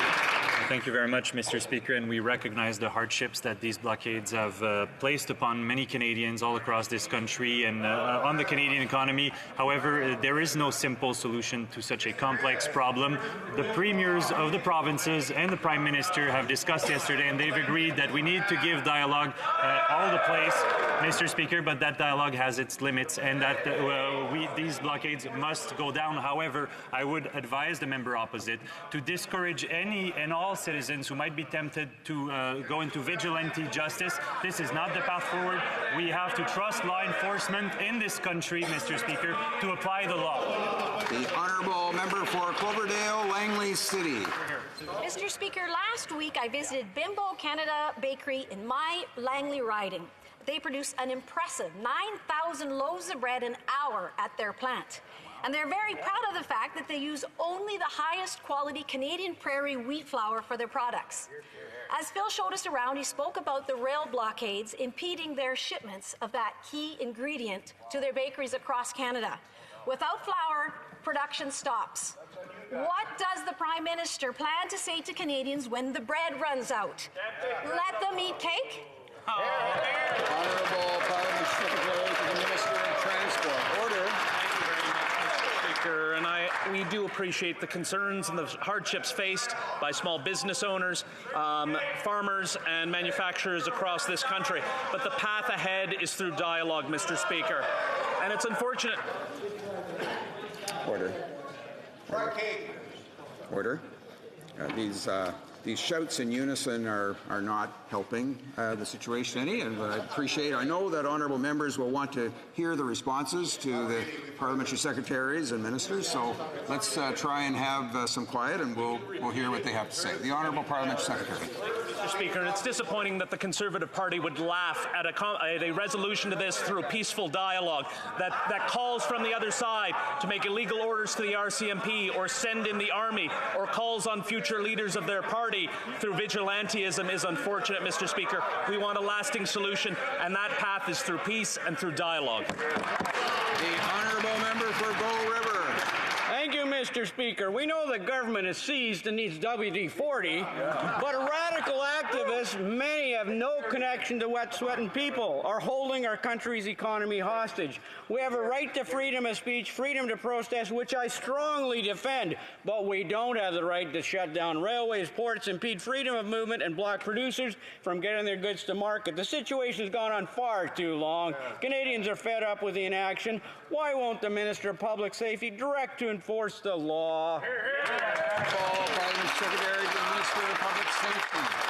Mr. Speaker, to answer directly the question from the member opposite, because we respect the independence of law enforcement in this country, a principle that's been recognized only by the Supreme Court, but by former Prime Minister Stephen Harper, by the former Minister of Public Safety that sits right across the aisle here. But to hear them laugh at such a serious matter is unbecoming of the Conservative Party. Mr. Speaker, the path forward for a peaceful resolution of this conflict is through dialogue. Dialogue has its limit, Mr. Speaker. We've discussed with the premiers of the provinces yesterday, and we're working around the clock to put an end to this situation. Thank you very much. Honourable member for Glengarry, Prescott Russell. Mr. Speaker, last June, the House of Commons passed a motion declaring a national climate emergency in Canada. Each one of us in this House has a role to play in the fight against climate change. Can the Minister of Canadian Heritage tell this House what he is doing to make progress on this issue? The Honourable Minister. Thank you, Mr. Speaker. I'd like to thank the member for Glengarry Prescott Russell for the question and for his hard work on this file.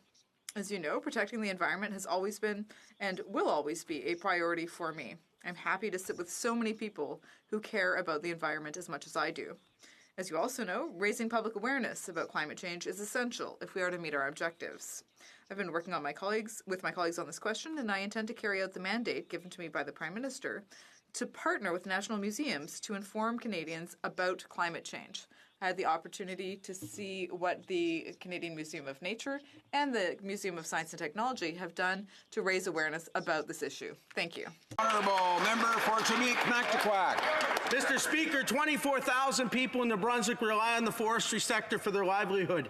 This Prime Minister has already hurt the industry through poorly negotiated trade deals, and his inaction on blockades is hurting them again. I am hearing from Forestry New Brunswick that thousands of jobs, contracts are in jeopardy if this current disruption of rail and port services continues even one more week. Mr. Speaker, when will the Prime Minister move beyond the politics of endless dialogue, dither and delay, and take action so that I can tell the forestry workers of New Brunswick that the blockades are coming down? Parliament Secretary to the Minister of Transport. Thank you very much, Mr. Speaker, and we understand the impacts on the economy, not only for the forestry sector, but for sectors across the country.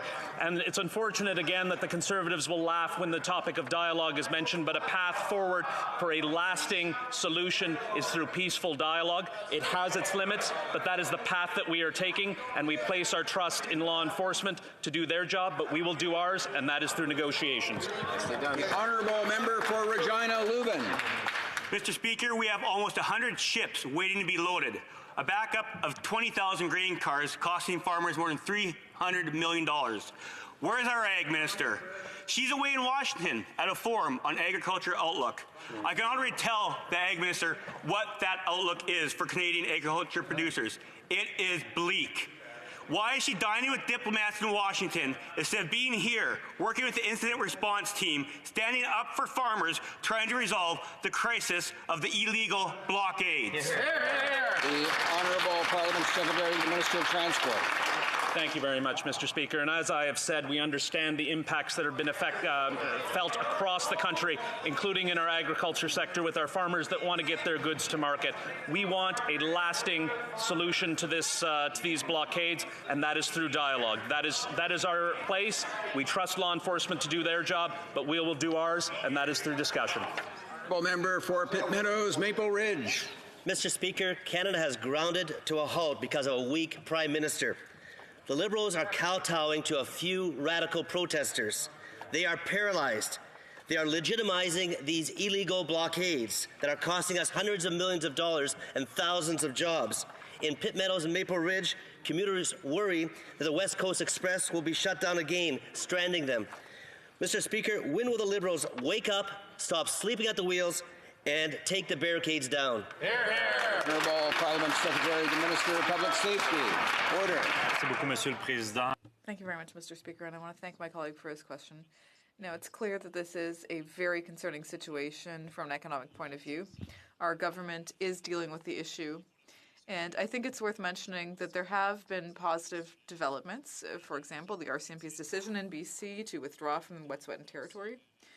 We've also seen collaboration between the provincial governments and the federal government, and the premiers agree that they should give a chance to dialogue. Of course, that can't continue forever, given the economic impacts that exist that my colleague expressed well. Bonavista Buren Trinity. Mr. Speaker, Calgary, Edmonton, Saskatoon, Red Deer, St. John, Lethbridge, St. Albert, Fort McMurray, and Vancouver. All cities that are planning to ban or have banned the harmful practice of conversion therapy. In 2019, our government committed to amending the criminal code to ban the practice of conversion therapy. Can the Minister of Justice share with the House what action our government is taking to put an end to this harmful practice? Honourable Minister of Justice. Mr. Speaker, I'd like to thank the honourable member from Bonavista Buren Trinity for the question.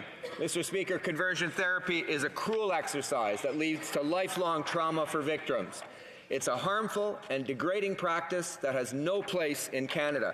I commend the municipalities that he mentioned, and in particular those in Alberta, for showing leadership on this file. I hope those members opposite, Mr. Speaker, who represent those communities in this House will be with us as we move forward to ban this shameful practice. Member for South Okanagan, West Kootenay. Mr. Speaker, when the Liberal government bought the Trans Mountain Pipeline, they told Canadians it would cost $7.4 billion. But a recent report that explains why the cost has risen to $13 billion is being hidden from Canadians. Now, economist Robin Allen has shown that this new cost means that there will be no added benefits for the Canadian Treasury from this pipeline, and the $500 million that the government claims will be available annually for climate action is pure fiction. Now, from the start, this government has been loose with the facts about this project. So when will they release the report and come clean with Canadians? Hear, hear. Honourable Minister of Middle Class Prosperity. Thank you, Mr. Speaker, and thank you for the honourable colleague for his question. At a time when most of our energy exports go to the United States and the economies of Alberta and Saskatchewan are struggling, Canadians know that we need to open up new international markets. Getting our resources to global markets in a way that is efficient and safe is Canada's best interest. The TMX project will create thousands of good middle-class jobs, accelerate Canada's clean energy transition, and open up new avenues for Indigenous economic prosperity. We are confident that the project remains a responsible investment and that it will generate a positive return for Canadians. Thank you, Mr. Speaker. Member for Nanaimo, Ladysmith. Thank you, Mr. Speaker. Post-secondary students in Canada graduate burdened with debt from high tuition fees and the high cost of living. The interest rates they pay on their student loans is almost double the rate paid on the average home mortgage. By comparison, in Northern European countries, university tuition is tuition-free, and students receive financial support. These economies have seen the benefits. Students in Canada need debt relief now.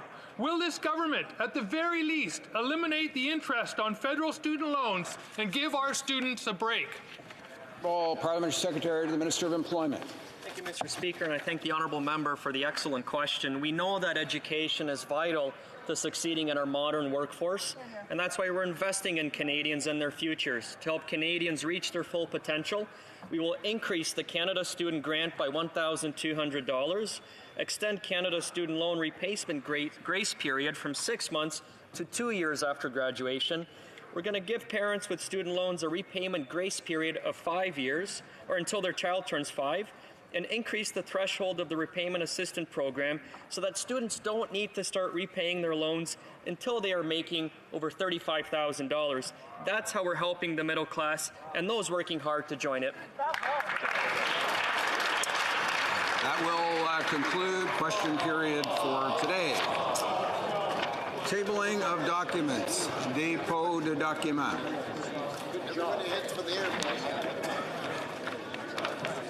I'm just going to sit down for a minute.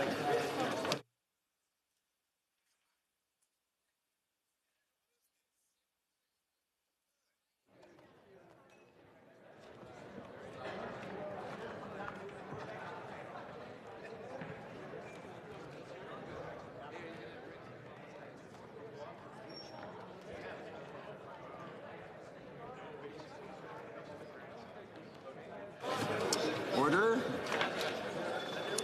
Tabling of documents. Dépôt de documents.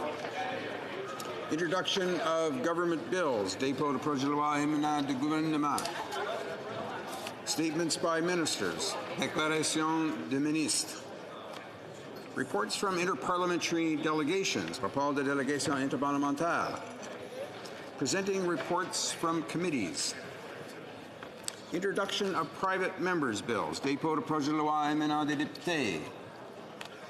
First reading of Senate public bills. Première lecture de projet de loi intérêt public émanant du Sénat. Motions. Motion. Presenting petitions. Présentation de pétitions. The Honourable Member for Sherwood Park, Fort Saskatchewan.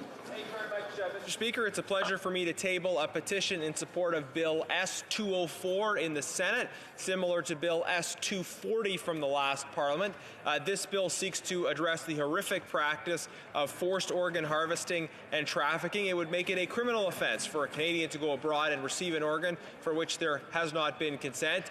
It would also create a mechanism by which someone could be deemed inadmissible to Canada because of their involvement in organ harvesting and trafficking. Thank you. Presenting petitions. Honourable Member for South Okanagan, West Kootenay.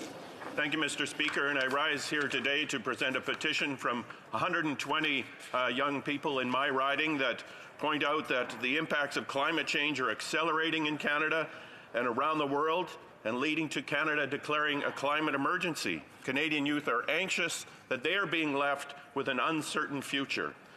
They point out that Canada has endorsed the Paris Agreement to limit global temperature rise to well below 2 degrees, and yet greenhouse gas emissions continue to rise in Canada. And they also point out that subsidizing fossil fuel production is not compatible with the stated goal of reducing greenhouse gas emissions. And therefore, these petitioners call upon the House of Commons to take meaningful steps to support the future of young Canadians and fulfill Canada's obligation under the Paris Agreement by adopting a detailed climate action strategy that includes legislated science-based targets for greenhouse gas reduction and implementing a comprehensive and steadily rising national carbon price beyond 2022 that rises to at least $150 per ton by 2030. Thank you. Presenting petitions. Présentation de pétition. La députée de Chicoutimi-Le-Fjord. Mr. Speaker, it gives me great pleasure to table a petition to treat the Fjord de Saguenay respectfully. Over 800 signatures were gathered in under 2 weeks. That shows how important the fishery is to this area. There are recreational fishers and commercial fishers who support sustainable, responsible fishery. This represents $600 million per year in benefits in my riding. Being able to fish in this area, and specifically for specific species, is desirable, and all people support this on the petition. Honourable Member for Courtenay Alberni. Thank you, Mr. Speaker. Mr. Speaker, it's an honour and privilege to table this petition on behalf of constituents from Courtenay, Parksville, Qualicum, and Port Alberni. They're concerned about the fact, obviously, Mr. Speaker, over 12,500 Canadians who've died as a result of opioid overdose and fentanyl poison sources. The number of preventable deaths, Mr. Speaker, have surpassed the total number of deaths of all public health emergencies in the last 20 years, including SARS, H1N1, and Ebola. Mr. Speaker, the current war on drugs has been costly and grossly ineffective, and they cite that it's resulted in widespread stigma towards addiction and against those who use illicit drugs. They're calling on the government to declare the current opioid overdose and fentanyl poisoning crisis a national public health emergency under the Emergencies Act in order to manage and resource it with the aim to reduce and eliminate preventable deaths. Secondly, they'd like to reform current drug policy to decriminalize personal possession. And third, they'd like to create with urgency and immediacy a system to provide safe, unadulterated access to substances so that people who use substances experimentally, recreationally, or chronically are not at imminent risk of overdose due to a contaminated source. Thank you, Mr. Speaker. Presenting petitions. Présentation de pétition. Questions on the order paper. The Honourable Parliamentary Secretary to the Government House Leader. Thank you, Mr. Speaker. If a revised response to question Q50, originally tabled on January 27, 2020, could be made an order for return, this return would be tabled immediately. Is it the wish of the House that the question 50 be made an order for return and it be tabled immediately? Is that agreed? Agreed and so ordered. The Honourable Parliamentary Secretary to the Government House Leader. And on that note, on that particular question, I too would like to extend my personal apology to the member from Red Deer Mountain View. Mr. Speaker, I also ask that the remaining questions be allowed to stand. And is that also agreed? Agreed? Agreed and so ordered. And before we get to the next item of business, the Chair would like to come back to the question of privilege raised on February 19th, 2020 by the member for Red Deer Mountain View concerning the government's response to a written question Q50. À la lumière des excuses. In light of the Minister of Natural Resources' apology to the House yesterday and the tabling of a revised response to the written question, I consider the matter closed. Orders of the day, ordre du jour. Orders of the day, government orders, government bills, commons, resuming debate on a second reading of Bill C3, an act to amend the Royal Canadian Mounted Police Act and the Canada Border Services Agency Act, and to make consequential amendments to other acts. When the House last had this question before it for consideration, the honourable member for Langley Aldergrove had 2 minutes remaining in the time for questions and comments. So we will return to that now, and I'll invite questions and comments. Qu'est-ce que c'est commentaire? The honourable member for Cariboo Prince George. Thank you, Mr. Speaker. And Mr. Speaker, through you, our honourable colleague from Langley Aldergrove is a new member of Parliament. And I guess through you, Mr. Speaker, I want to ask him his opinion. I listened intently to his intervention on C3, and I want to, through you, ask our honourable colleague what his experience has been with this Liberal government in the last 3 months since his election, and can we trust that they say they're going to consult and really do that when they say they're going to do that? Can we actually trust this government to do what they say they're going to do? The honourable member for Langley Aldergrove. I thank my colleague for his thoughtful question. The Liberal government has said that relations with Indigenous peoples is number one priority for them. Yet in 4 years, they have not even been able to determine who speaks for Indigenous peoples. The Wet'suwet'en nations have agreed to the GasLink pipeline. Now we have hereditary chiefs protesting that. Yet we think that we have a contract with the Wet'suwet'en people, that they're in full agreement. So no, I do not think that that the Liberal government can be trusted for proper consultation. They certainly would have solved that problem by now. Resuming debate, the honourable member for Stormont Dundas, South Glengarry. Bravo, bravo. Thank you very much, Mr. Speaker. I'm pleased to rise today to speak to Bill C3 in the last Parliament being C98 that was introduced at the final days of the last Parliament. I'll say in the outset that I will be supporting this legislation. I believe a majority and an overwhelming number of members in the House will be doing that.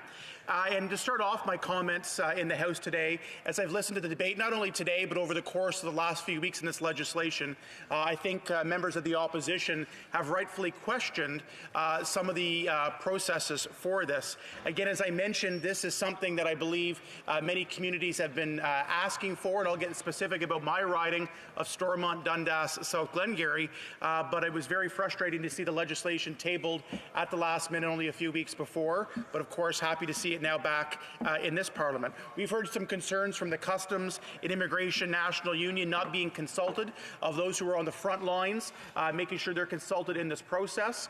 Of course, it is an oversight body of them and their work, but I think as part of a consultation, that would be a natural body you would want to bring in and include when you're talking about a piece of legislation such as this. And of course, kind of from a technocratic perspective, one thing that I've done some interventions and made questions and comments on the last few weeks as this has been debated is making sure that this oversight body works. And I mean that in the sense of being timely and being responsive to resolution of the complaints or challenges that come forward with this. And very frankly, we've seen this before in different government departments or oversight bodies. If individuals who file a complaint are not getting their issues resolved in a timely manner, their confidence won't exist in this oversight body. They may not complain on valid complaints that come forward, and we have to question the effectiveness of this. So I think a lot of members have raised that and want to ensure that hopefully this legislation goes through, but when it does, I guess for lack of a better word, will be the oversight of the oversight to make sure this is actually achieving what we want to do with this. I want to take my time to focus on my riding, specifically of Stormont, Dundas, South Glengarry, and the importance of this legislation. And frankly, I think of any riding in Canada, I'll make a bold statement that this legislation may impact my riding the most of any in the country. I acknowledge that this is both involving oversight for the RCMP and CBSA, but I'll focus on the CBSA aspect. And as members may be aware, in my riding, we are home to a port of entry in the city of Cornwall that travels through a First Nations community, the Mohawk Council of Akwesasne, and the community and their residents there. We have a bit of unique geographic setup with our port of entry. Cornwall Island, for many years, hosted the port of entry, and in 2009, there was some back and forth and some challenges that were there, for lack of a better word, and the border was shut down for several months while a new location was worked out. What happened was the port of entry moved from Cornwall Island over to the city of Cornwall, and a challenge that presents now is that First Nations community members, people who are visiting Akwesasne or coming from Akwesasne to the city of Cornwall and the United Counties and out past there, have to go through a port of entry to enter into Canada. So this is the number one issue when I speak with the Mohawk Council of Akwesasne in my riding, the Grand Chief and council members. We're working on a myriad of different issues together, and I've appreciated their cooperation as I've reached out. We're working on some issues with Canada Post, land claims, economic development, but the port of entry is the number one concern. I had a conversation recently with the Grand Chief, Abram Benedict, about this piece of legislation, and they actually provided a letter 4 years ago now, almost, to the previous Minister of Public Safety, Ralph Goodale. That spoke about the need for this type of legislation. And in the letter, actually, and the statistic is very interesting in the sense that 70% of the daily traffic that goes through the port of entry in my riding that deal with CBSA officials on the front lines are members of Akwesasne, or actually Canadian citizens living that may just be going to the city of Cornwall for things as simple as groceries, to go get gas, to go out for dinner, and to use those services. So as you can imagine, it is a very frustrating situation for residents. It is, frankly, and I've said this before and echoed what the Grand Chief and Council have said, it's a physical barrier between Cornwall Island and the city of Cornwall and the mainland rest of Canada, if they're accessing the 401 wherever they may go. It's a physical barrier, but it's also a social, a cultural, and an economic barrier as well in terms of that ease of traffic. So the reason I bring that back, Mr. Speaker, to talk about the importance of this bill, the interactions that members of Akwesasne and CBSA have are into the thousands on a weekly basis. And unfortunately, over the course of the last 10, 11 years, there have been some incidences and been some complaints, and there's not really been that oversight process to have their concerns addressed and resolved in a timely manner. I will note the continued progress, the advocacy that the Council has done on this, and there's some recent news in my riding, beginning of the year, that the Mohawk Council of Akwesasne and the CBSA have partnered together for a better border experience, and it was covered in the Cornwall Seaway News, the Cornwall Standard Freeholder in my riding. And again, while that is a step in the right direction in terms of that dialogue and process, this oversight agency is something that's been asked by my community. And I should just clarify too, it is not just the Mohawk Council of Akwesasne, the residents on Cornwall Island that are asking for this.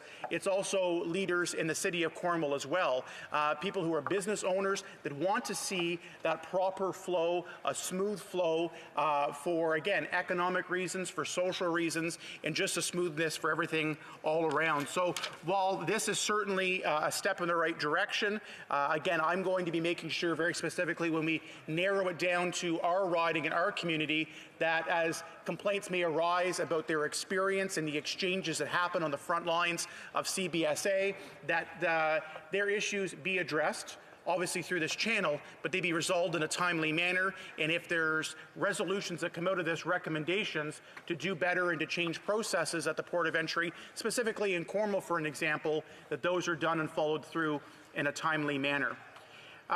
Mr. Speaker, I want to say as well about this legislation that the relationship that the CBSA workers have with the community in the Cornwall area is a strong one. And I want to start by, or finish rather, by thanking the CBSA workers on the front lines, not just in the city of Cornwall and the port of entry there, but across the country. They have a very challenging job to do, and very often in trying circumstances. And as we debate and we discuss issues of a national portfolio here in Ottawa, we talk about smuggling of guns in from the United States, for example, for drugs, human trafficking. There are so many issues that our CBSA officials have to deal with and confront and protect our country on a daily basis. So my message as I wrap up my comments here today is to say thank you to those frontline workers. This oversight, I believe, will be a win-win for them in terms of some of the protections that they have as well. And I want to thank the Grand Chief, Abram Benedict, for reaching out and chatting with me recently about this legislation. I want to thank them for putting this on the radar and sharing the local experience of what we have in my riding and our port of entry and how this legislation can go about. And I'm looking forward to this, hopefully. I think by the sounds of the debate over the course of the last few weeks, this will go through. I'm looking forward to going to committee and in my conversations with the Grand Chief, hoping that he may be a witness as well to make sure that members of the committee that review the legislation understand the support for it from my riding, but also some of the challenges we specifically have and ways of making sure that, again, the intention is always there through legislation to do better and to have it, but to make sure this is actually working, making sure that the complaints process responses are timely and that there are resolutions and there's an outcome. That this just isn't a forum to say we have a complaints resolution and not get resolved to some of the challenges that we face. We certainly think it's in the best advantage of all Canadians. It's an advantage of the people for the city of Cornwall, for the First Nations community of Akwesasne. And I think just for the flow of the relationship, frankly, when we talk about reconciliation, this is a very tangible item that could help move another step forward on this. And I'm pleased to speak on this today and look forward to the questions and comments from my colleague. Thank you, Mr. Speaker. Questions and comments. The honourable member for Shefford.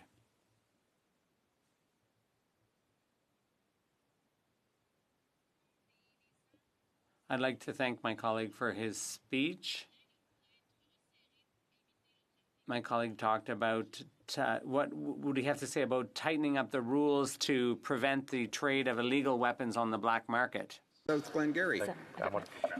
Thank you very much, Mr. Speaker. I want to thank my colleague from the block for the question on that. And again, as I mentioned in my comments, there are a wide array of things that CBSA have to confront, but they are really at the front lines of that. I'm looking forward in my many briefings and introductory meetings I'm having as a new member of meeting with the national CBSA president and also with our local port of entry on that. And when we talk about illegal guns coming into the market from the United States, Cornwall and that port of entry is certainly a challenge for that. And I don't mean to divert a little bit on that, but one of the circumstances, bringing it back to my riding and the port of entry of where we are, unfortunately, and this is something that I've learned through my new role in the last couple of years of Akwesasne raising awareness of this, one of the big challenges we have in my riding is human trafficking.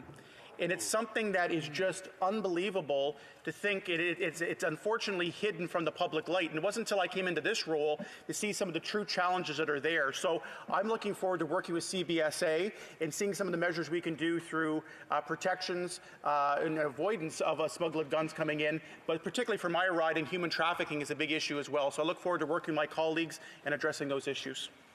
Questions and comments. The honourable member for Courtenay Alberni. Thank you, Mr. Speaker.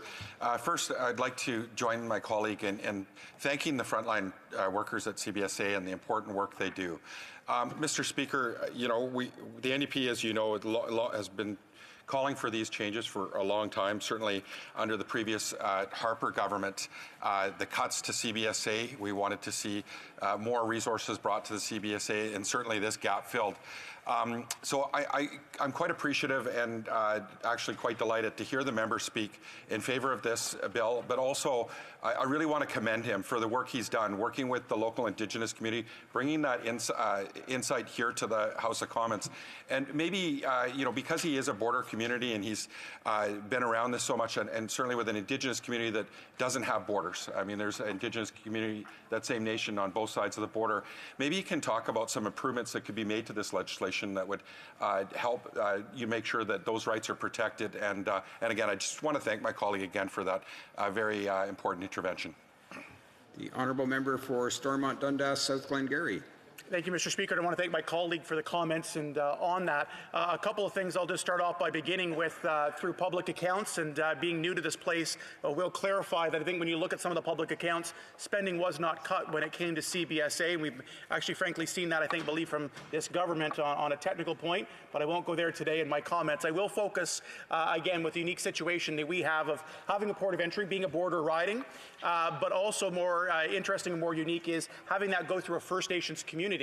And I think, frankly, when we talk about ways to improve this legislation, is I'm going to be interested to make sure, as I mentioned some of the statistics, 70% of the daily traffic that goes through the port of entry there in Cornwall is daily traffic from the First Nations community, going and coming from that type of thing. So I'm going to be very interested in CBSA, working with them to make sure that it's kind of a unique situation in terms of how that's set up. They have to check in at CBSA before going into Cornwall. So, I mean, that's going to create a lot more challenges, I think, in terms of some of those complaints that may come up. I want to make sure that they're addressed in a unique format that identifies the port of entry and continue to work with them. I'll make comments further in the House, I believe, in this upcoming term about the location of the port of entry, a sensitive subject, but I think a real opportunity to help the people of Akwesasne, the city of Cornwall, and as frankly part of our reconciliation process to make sure that First Nations community is physically included in our country. Thank you.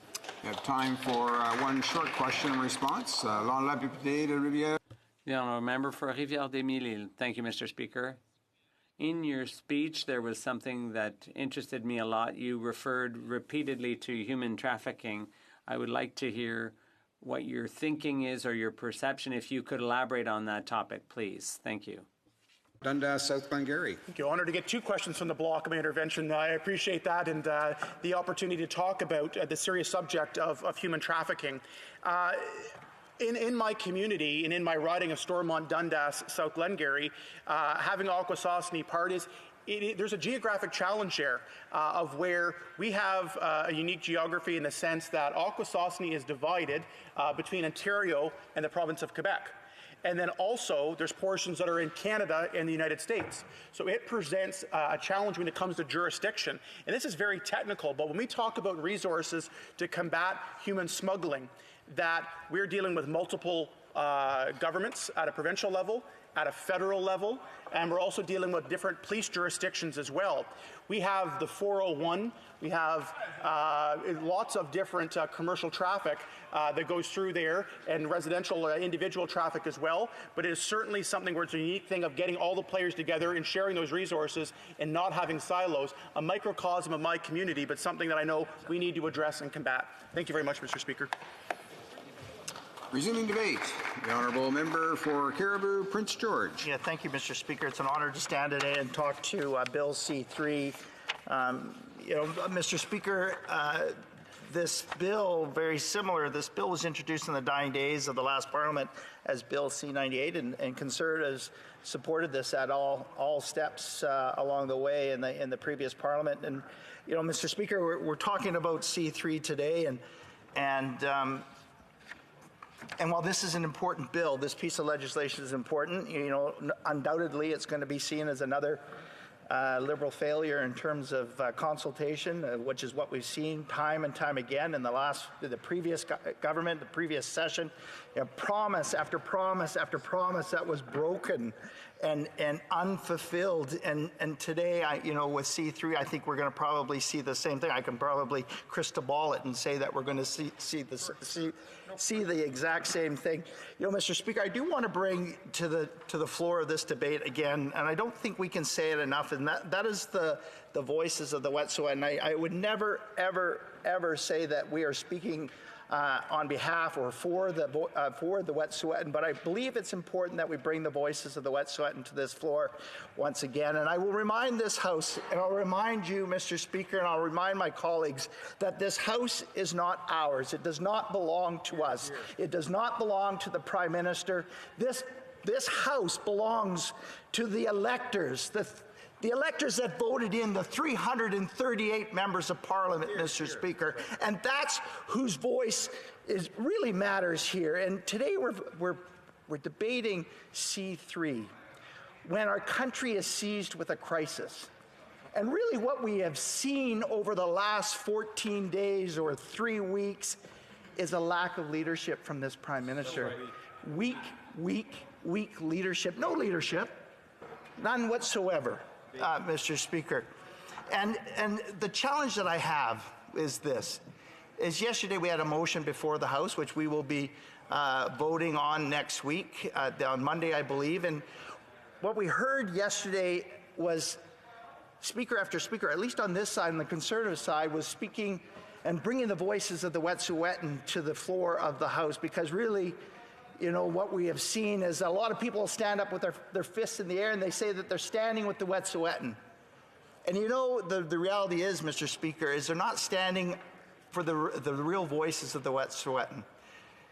And you know, I heard from two chiefs yesterday from my riding. One, a former chief of the Haisla Nation, that said, you know, the good question to ask this Prime Minister is, Aboriginal title and rights, who does that belong to? It belongs to the communities. It belongs to the First Nations communities. And in the terms of the Wet'suwet'en and the 20 First Nations that voted in favor of the Coastal GasLink, those communities voted in band chiefs and council and asked for them to represent them. And those chiefs and those leaders within their communities, they voted in favor of lifting their communities up out of poverty, in choosing economic prosperity, not economic despair. And the question that I got from the Ellis Ross to ask this Prime Minister was, why are so many leaders outside of First Nations standing against lifting our First Nations up when they vote in favor of something that can bring so much hope to these communities and opportunity to these communities, where in northern BC we see this type of game-changing opportunity is really few and far between, Mr. Speaker. So yesterday we heard from the government that they're not going to be supporting our bill because we use the term radical activists, and they believe that we were talking about our First Nations, that they are radical activists. You know, we're talking about, and this is where I come to the other chief that came to me and said, when is it okay to have the Rockefellers and the Tides Foundations that are standing there and getting in and actually limiting opportunity for our First Nations? And that's the truth. And this chief in my riding said, boy, if the Prime Minister was standing in front of me, I'd really give him a peace of mind. That's exactly, actually, I'm paraphrasing because I can't say, it would be unparliamentary to say the exact words. And you know, Mr. Speaker, and that's what's disappointing about this, is that those voices, the Wet'suwet'en that voted in favor of lifting their communities up out of economic despair, that chose hope, are being silenced. Their voices are not being heard. As a matter of fact, they're being discounted. And that's why we're here today, Mr. Speaker. And that's why it's disappointing that, well, this bill, C3, is an act to amend the Royal Canadian Mounted Police Act and Canada Border Services Agency Act to make consequential amendments to other acts, is important. But really, what we should be continuing is bringing the voices of the Wet'suwet'en to this floor and making sure that they are heard. Mr. Speaker, that's what's important. Therefore, I move, seconded by the member from Kelowna Lake Country, that the House do adjourn.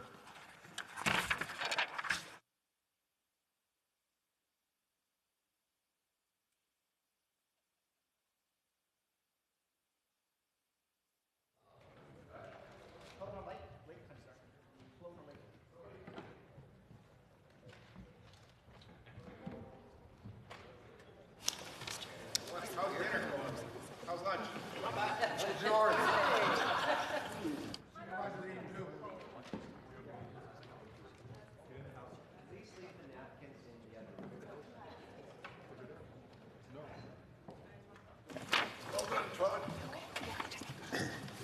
Mr. Doherty, seconded by Ms. Gray, moves that the House do now adjourn. Is it the pleasure of the House to adopt the motion? All those in favor of the motion will please say yay. All those opposed will please say nay. My opinion, the nays have it. Calling the members.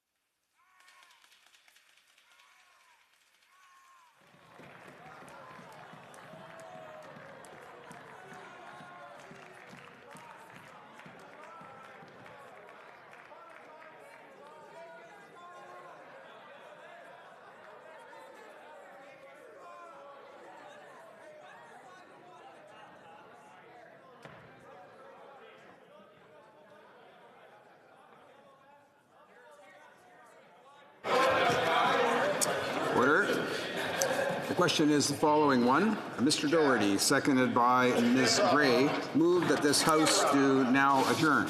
All those in favor of the motion will please rise. Mr. Scheer. Mr. Scheer. Ms. Finley Haldeman Norfolk. Ms. Finley Haldeman Norfolk. Mr. Paulus. Monsieur Paulus. Mr. Doherty. Mr. Doherty. Mr. Albus. Mr. Albus. Mr. Barlow. Mr. Barlow. Ms. Bergen. Ms. Bergen. Mr. Poiliev. Mr. Poiliev. Mr. Deltel. Monsieur Deltel. Ms. Rempel-Garner. Ms. Rempel-Garner. Mr. Carey.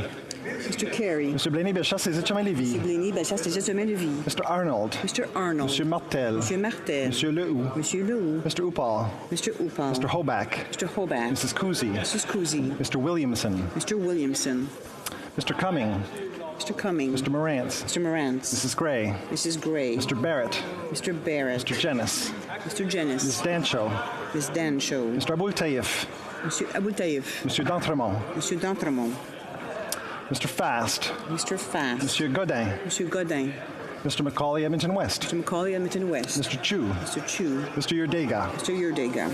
Mr. Shields. Mr. Shields. Mr. Vierson. Mr. Vierson. Mr. Weber. Mr. Weber. Mr. Waugh. Mr. Waugh. Mr. Kitchen. Mr. Kitchen. Mr. Benson. Mr. Benson. Mr. Lloyd. Mr. Lloyd. Mr. Davidson. Mr. Davidson. Mr. Aitchison. Mr. Aitchison. Mr. Bragdon. Mr. Bragdon. Ms. Shin. Ms. Shin. Mrs. Jansen. Mrs. Jansen. Mr. Dalton. Mr. Dalton. Mr. Duncan Stormont Dundas, South Glengarry. Mr. Duncan Stormont Dundas, South Glengarry.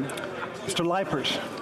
Mr. Leipert. Mr. Lawrence. Mr. Lawrence. Mr. Lewis Essex. Mr. Lewis Essex. Mr. Mazer. Mr. Mazer. Mr. McLean. Mr. McLean. Mr. Patzer. Mr. Patzer. Mr. Ruff. Mr. Ruff. Mr. Soroka. Mr. Soroka. Mr. Tucker. Mr. Tucker. Mr. Van Popta. Mr. Van Popta.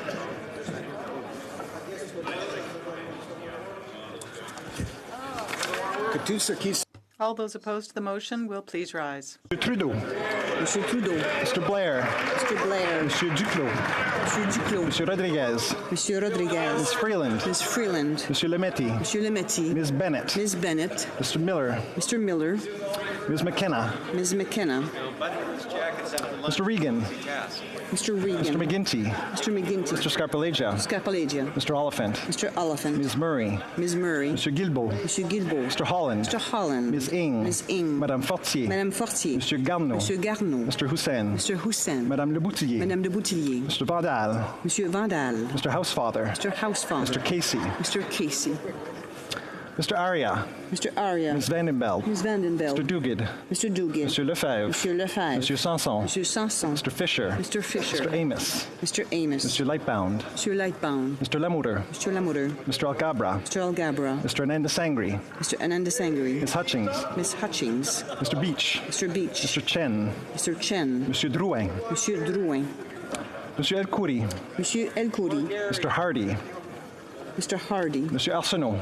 Monsieur Arsenault. Mr. Sheehan. Mr. Sheehan. Monsieur Lauzon. Monsieur Lauzon. Monsieur Fergus. Mr. Fergus. Mr. McKinnon-Gatineau. Monsieur McKinnon-Gatineau. Mr. Ellis. Mr. Ellis. Mr. Vancouverden. Mr. Vancouverden. Mr. Sorbera. Mr. Sorbera.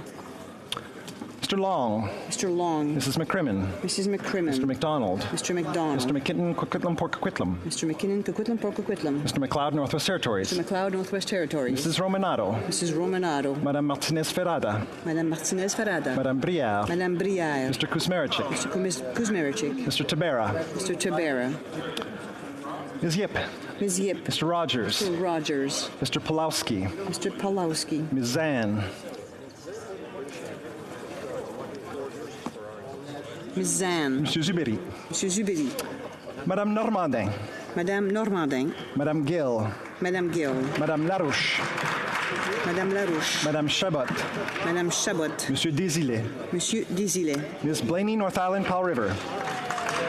Ms. Blaney, North Island, Powell River. Ms. Kakak. Ms. Kakak. Mr. Cannings. Mr. Cannings. Mr. McGregor. Mr. McGregor. Mr. Johns. Mr. Johns. Mr. Harris. Mr. Harris. Mr. Manley. Mr. Manley.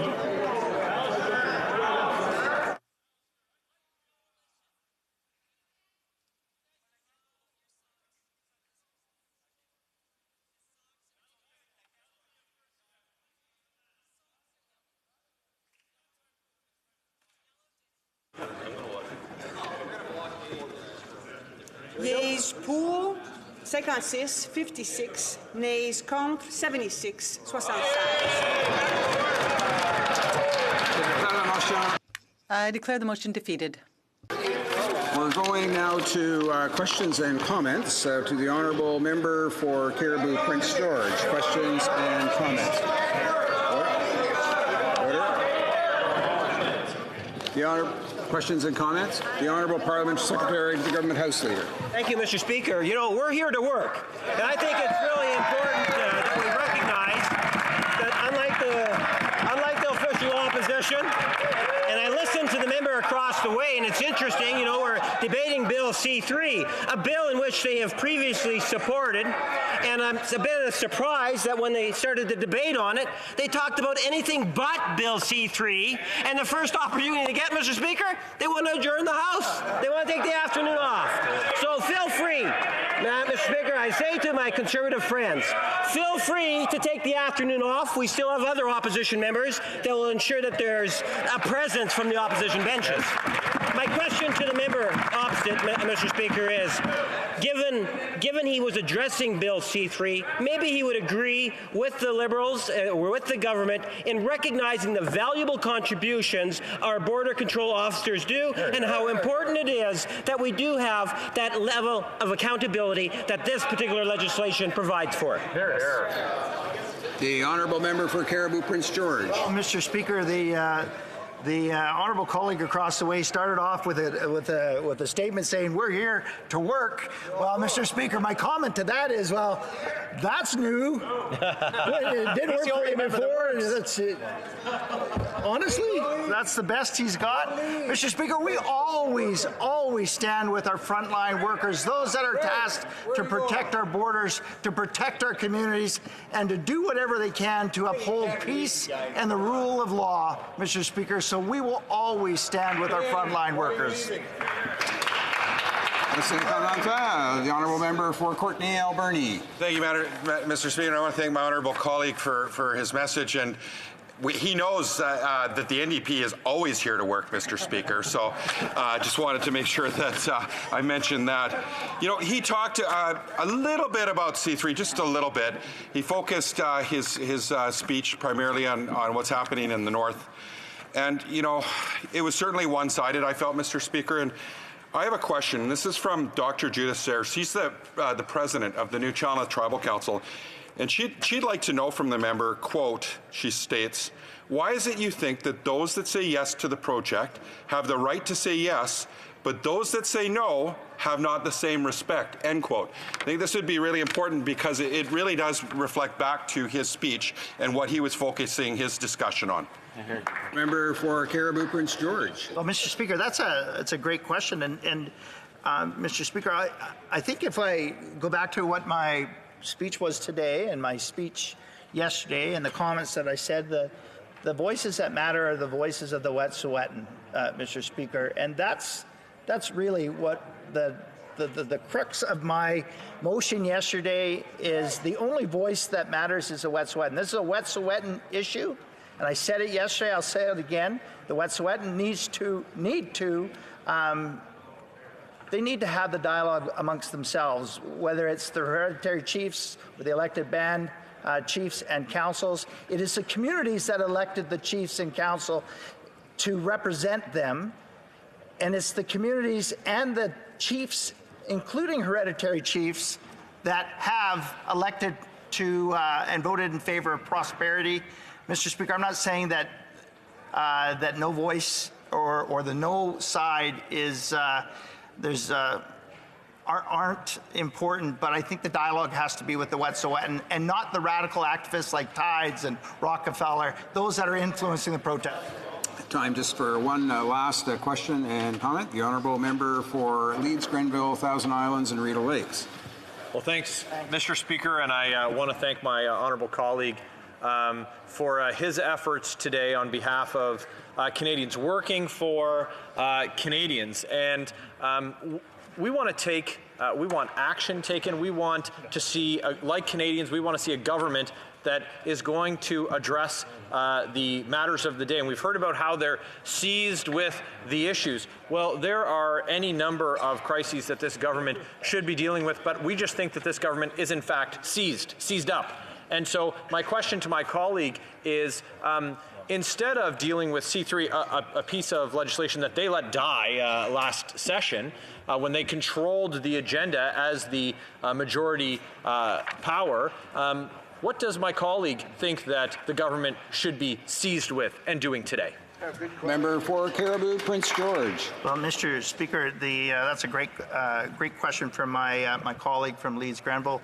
Mr. Speaker, the government should be seized with our economy that has been seized for the last 14 days. That's not going to take days and weeks. It's going to take months and months and months to recover. Mr. Speaker, we're seeing job losses that impact Canadians from coast to coast to coast already. Our producers are being impacted. Our economy is predicated on the ability to produce great food or great products, but also to get those products to market. And our economy has been seized because of the weak and zero leadership we've seen from this Prime Minister over the last 14 days. Resuming debate, the Honourable Member for Prince Albert. Thank you, Mr. Speaker. Mr. Speaker, I hope you can notify me when we're down to our last 2 minutes so I can wrap up accordingly. You know, Mr. Speaker, C3, it's an interesting day to be discussing C3 when you see what's going on in Canada and what we could actually be talking about. You know, Mr. Speaker, there's so many things that are happening that this House should have been discussing and debating here today other than C3. And nothing against C3, it's just when you look at what's going on in Canada and what's happening around our country, our great country, and how it's being ripped apart and turned to shreds. And I'll just give you a couple examples, some of the things we could actually have been talking about that have impacted on Canadians on day to day. Coronavirus. We could have spent some time this week talking about coronavirus. You know, we have Canadians still trying to get out of China. We still have situations where we got passengers on cruise ships around the world. We could have been debating that and what we should be doing about that, making sure we've got the proper safety protocols put in place, that we prepared immensely for this type of virus. But we didn't. Mr. Speaker, we've started NAFTA hearings in the committee. This would have been a great week to show all the problems that are with NAFTA. And even though this party is here to support it and pass it, because we're being told to, and we never will play silly bugger with it. We expressed that right from day one. There was things in the NAFTA agreement that needs to be talked about. You know, we heard witnesses this week in committee who are going to be negatively impacted from this agreement. And they're not saying don't sign it. They're not saying don't move forward. They understand how important it is to the Canadian economy. They understand that it has to happen. But what they're asking from this Liberal government is a plan. Help them mitigate the downside to this agreement. So whether it's aluminum producers in Chicoutimi who say, you know what, if you could just give us some support in taking our product to the next level to add value to aluminum products here in Chicoutimi, there is a plan, but there is no plan from this government.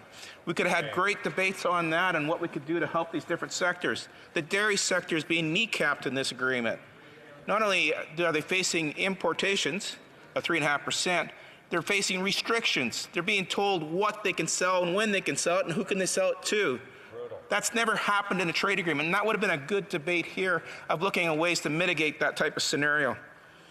You know, we could have been talking about the China-Senegal situation, the PM's cost for the UN Security Council seat. You know, he's got his MasterCard out, 50 million here, 50 million there, 50 million here. We should have had that debate this week in the House on just how expensive is this seat going to be, and will we actually have success in getting it? Well, we didn't talk about it. The Lima Group was here in Ottawa, Mr. Speaker. I don't think anybody really realized that. Talking about Venezuela. That's ironic, because that's where our country's heading to right now. You know what? If we don't get trains moving, there won't be toilet paper in the stores in a couple of weeks. That's reality. And they can deny it all they want, but their inaction on this file has been so terrible, it's unreal. And Canadians are going to pay. And you know, the other thing we should have been talking about, in light of all these things, the impact on the economy, on jobs and growth, there's going to be a huge cost. And nobody's even talking about that cost. Billions is right. And you know what? They can say that they're doing what they can. They're seized with the moment. Reality is they've done nothing. They've let it go on and on and on, and now we have the results where probably somebody's going to get hurt, where it's really disappointing. You know, Mr. Speaker, Canadians can expect more than an administrative piece of legislation debate when thousands are facing job losses because of radical activists who are exploiting divisions within the Wet'suwet'en community and holding the Canadian economy hostage. I therefore move, seconded by the member from Saskatoon Grasslands, that this debate do now adjourn.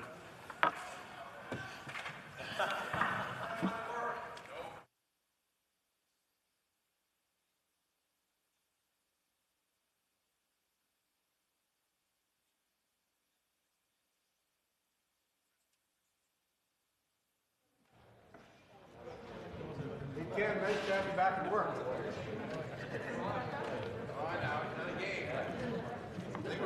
Take advantage of your time. Order. Mr. Hoback, seconded by Mr. Patser, moved that the debate be now adjourned. Is it the pleasure of the House to adopt the motion? All those in favor of the motion will please say yay. All those opposed, please say nay. In my view, the nays have it. Call in the members.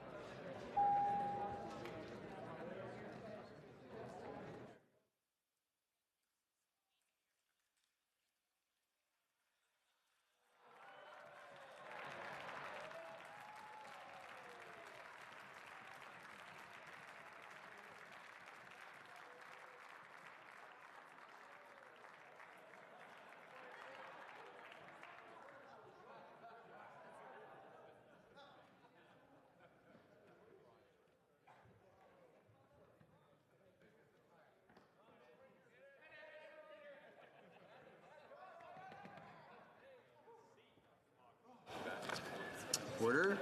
The question is the following one. Mr. Hoback, seconded by Mr. Patzer, move that the debate be now adjourned. All those in favour of the motion will please rise. Mr. Scheer. Mr. Scheer. Ms. Finley, Haldeman Norfolk. Ms. Finley, Haldeman Norfolk. Mr. Pulis. Mr. Pulis. Mr. Doherty. Mr. Doherty. Mr. Albus. Mr. Albus. Mr. Barlow. Mr. Barlow. Ms. Bergen. Ms. Bergen. Mr. Podiev. Mr. Podiev. Ms. Rempel-Garner. Ms. Rempel-Garner. Mr. Carey. Mr. Carey. Mr. Blaney Bellechasse Les Etchemins-Lévis. Mr. Blaney Bellechasse Les Etchemins-Lévis. Mr. Arnold. Mr. Arnold. Mr. Liu. Mr. Liu. Mr. Upal. Mr. Upal. Mr. Hoback. Mr. Hoback. Mr. Cumming. Mr. Cumming. Mr. Morantz. Mr. Morantz. Mrs. Gray. Mrs. Gray. Mr. Barrett. Mr. Barrett. Mr. Jennis. Mr. Jennis. Ms. Dancho. Ms. Dancho. Mr. Aboutayev. Mr. Aboutayev. Mr. D'Entremont. Mr. D'Entremont. Mr. Fast. Mr. Fast. Mr. Macaulay, Edmonton West. Mr. Macaulay, Edmonton West. Mr. Shu. Mr. True. Mr. Udega. Mr. Udega. Mr. Shields. Mr. Shields. Mr. Vierson. Mr. Vierson. Mr. Waugh. Mr. Waugh. Mr. Kitchen. Mr. Kitchen. Mr. Benzin. Mr. Benzin. Mr. Bragdon. Mr. Bragdon. Mrs. Jensen. Mrs. Jensen. Mr. Duncan Stormont Dundas South Glengarry. Mr. Duncan Stormont Dundas South Glengarry. Mr. Cram. Mr. Cram. Mr. Lawrence. Mr. Lawrence. Mr. Lewis Essex. Mr. Lewis Essex. Mr. Mazer. Mr. Mazer. Mr. McLean. Mr. McLean. Mr. Patzer. Mr. Patzer. Mr. Ruff. Mr. Ruff. Mr. Soroka. Mr. Soroka. Mr. Tucker. Mr. Tucker. Mr. Van Popta. Mr. Van Popta.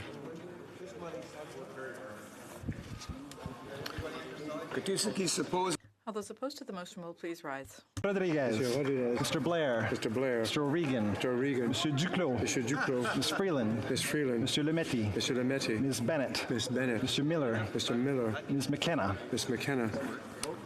Mr. Regan. Mr. Regan. Mr. McGinty. Mr. McGinty. Mr. Scarpellegia. Mr. Scarpellegia. Mr. Oliphant. Mr. Oliphant. Ms. Murray. Ms. Murray. Mr. Guilbeault. Mr. Guilbeault. Mr. Holland. Mr. Holland. Ms. Ing. Ms. Ing. Madame Fortier. Madame Fortier. Monsieur Garneau. Monsieur Garneau. Mr. Hussein. Mr. Hussein. Madame Leboutillier. Madame Leboutillier. Monsieur Vandal. Monsieur Vandal. Mr. Casey. Mr. Casey. Mr. Aria. Mr. Aria. Ms. Vandenbeld. Ms. Vandenbeld. Mr. Duguid. Mr. Duguid. Monsieur Lefebvre. Monsieur Lefebvre. Monsieur Sanson. Monsieur Sanson. Mr. Fisher. Mr. Fisher. Mr. Amos. Mr. Amos. Monsieur Lightbound. Mr. Lightbound. Mr. Lamoureux. Mr. Lamoureux. Mr. Algabra. Mr. Algabra. Mr. Hernandez Sangri. Mr. Hernandez Sangri. Ms. Hutchings. Ms. Hutchings. Mr. Beach. Mr. Beach. Mr. Chen. Mr. Chen. Monsieur Drouin. Monsieur Drouin. Monsieur El Khoury. Monsieur El Khoury. Mr. Hardy. Mr. Hardy. Monsieur Arsenault. Monsieur Arsenault. Mr. Sheehan. Mr. Sheehan. Monsieur Lozon. Mr. Lozon. Monsieur Fergus. Mr. Fergus. Mr. McKinnon-Gatineau. Mr. McKinnon-Gatineau. Mr. Ellis. Mr. Ellis. Mr. Vancouverton. Mr. Vancouverton. Mr. Sorbera. Mr. Sorbera. Mr. Long. Mr. Long. Mrs. McCrimmon. Mrs. McCrimmon. Mr. McDonald. Mr. McDonald. Mr. McKinnon Coquitlam. Mr. McKinnon Coquitlam. Mr. McLeod, Northwest Territories. Mr. McLeod, Northwest Territories. Mrs. Romanado. Mrs. Romanado. Madame Martinez Ferrada. Madame Martinez Ferrada. Madame Brière. Madame Brière. Mr. Kuzmaricik. Mr. Kuzmaricik. Mr. Tabera. Mr. Tabera.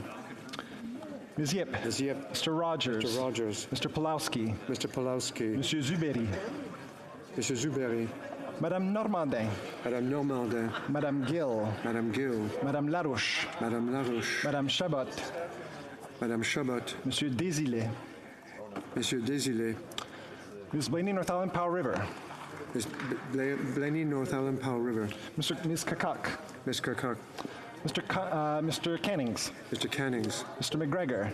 Mr. McGregor. Mr. Johns. Mr. Johns. Mr. Harris. Mr. Harris. Mr. Manley. Mr. Manley.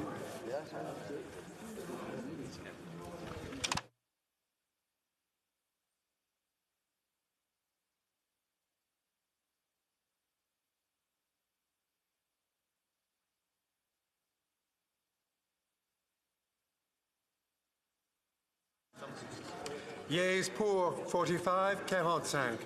Nays contre 79, 79. I declare the motion defeated. We'll now go back to questions and comments on the honourable member for Prince Albert. Questions and comments. Qu'est-ce commentaire? The Honourable Parliamentary Secretary to the Minister of Diversity, Inclusion and Youth. Yes, thank you, Mr. Speaker. You know, it's really quite...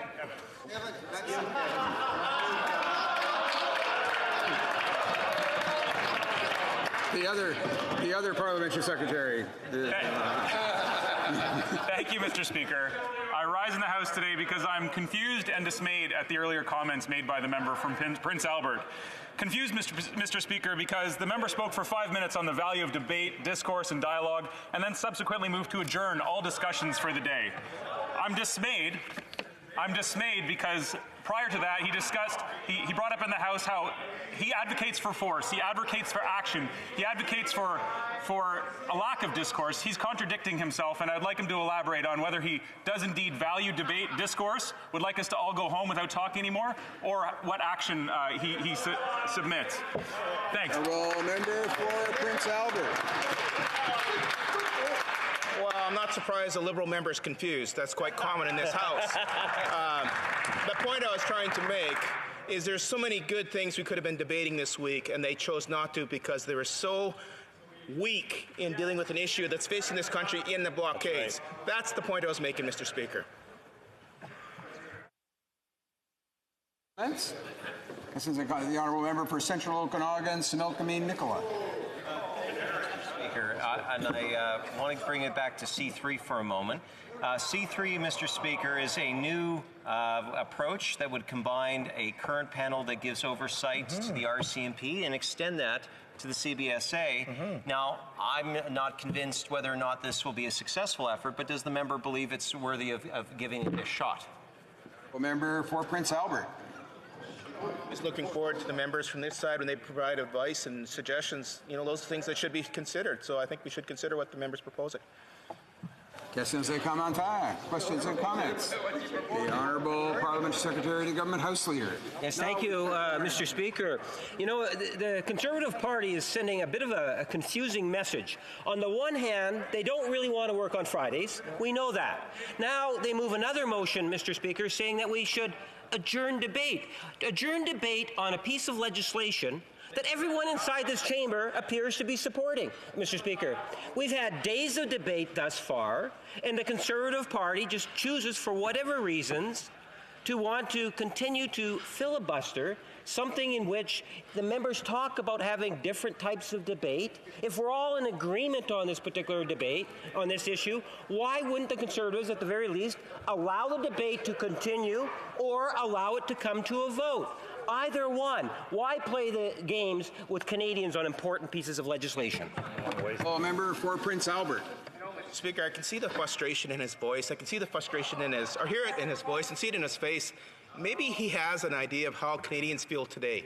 Maybe he has a sense of how these farmers are feeling today when they're looking at their bins and they're full of grain and they're looking at their bills and they're saying, what do I do?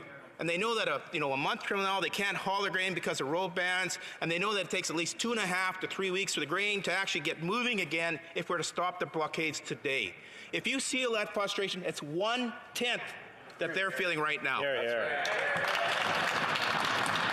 Questions and comments. Questions and commentaires. The Honourable Member for Central Okanagan, Similkameen Nicola. Yes, Mr. Speaker, I just want to reiterate the importance of the farmers and the plight that they have right now and the frustrations they have getting their products to market. But there are many different small businesses outside of farmers that are suffering. I wonder if the member could also include some other groups that he also is aware of. I know in my great province of British Columbia, right now outside the different ports, whether it be Vancouver ports or other important ports like Ridley terminals, there are other vessels that are waiting right now that cannot literally move on and bring Canadian goods to market. The Honourable Member for Prince Albert. Well, Mr. Speaker, you know, there's so many examples. Examples of forestry workers that are going to get laid off because the sawmills have no more room to store that lumber. Or I was at Rio Tinto last week in Chicoutimi with our member from Chicoutimi-Lafarge, and they were talking about how they're trying to bring in trucks to keep that mill going. You know, Mr. Speaker, you don't just turn an aluminum mill on and off. It's not just a switch in the wall. It's a big deal.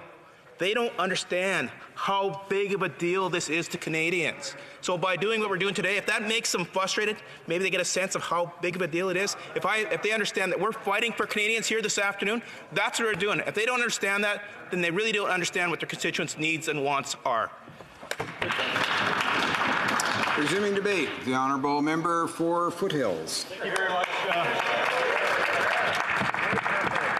Thank you very much, Mr. Speaker. It's a pleasure to get up and speak about this important legislation, but it's also important that we highlight some of the issues that go along with this piece of legislation, and this is about empowering the RCMP and empowering the CBSA, which is kind of an interesting topic over the last several weeks as we talk about empowering the RCMP. And I'm glad to see that the Liberals are becoming frustrated with what's going on in the House today, because it is very difficult when you're trying to do your business and just a couple of people can throw up blockades that are where you're trying to be successful in getting your work done.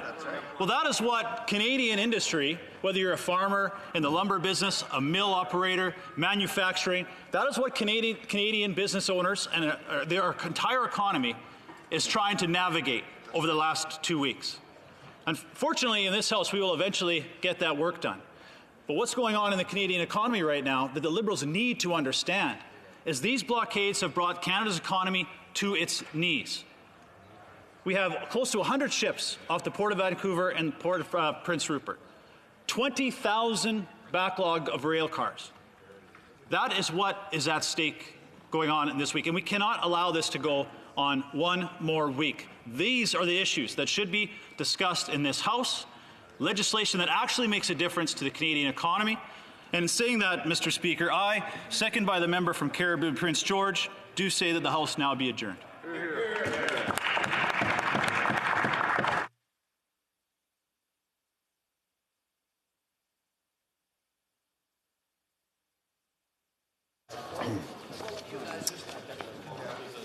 Mr. Barlow, seconded by Mr. Doherty, moves that the House do now adjourn. Is it the pleasure of the House to adopt the motion? Sure. All those in favor of the motion will please say yea. All those opposed will please say nay. In my opinion, the nays have it. Call in the members.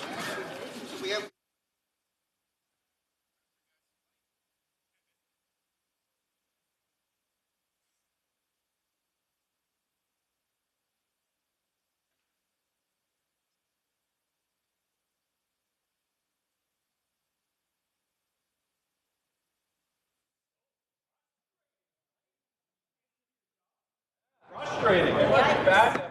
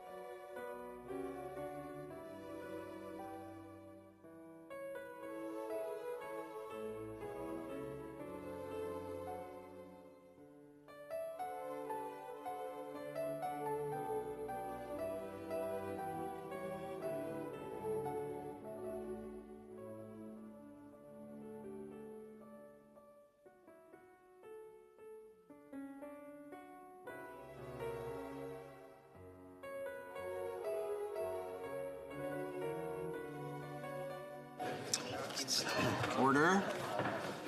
Order. At this time, and in accordance with past precedents, as stated at page 579 of House of Commons procedure and practice, je dois interrompre les cloques. I must interrupt the clock.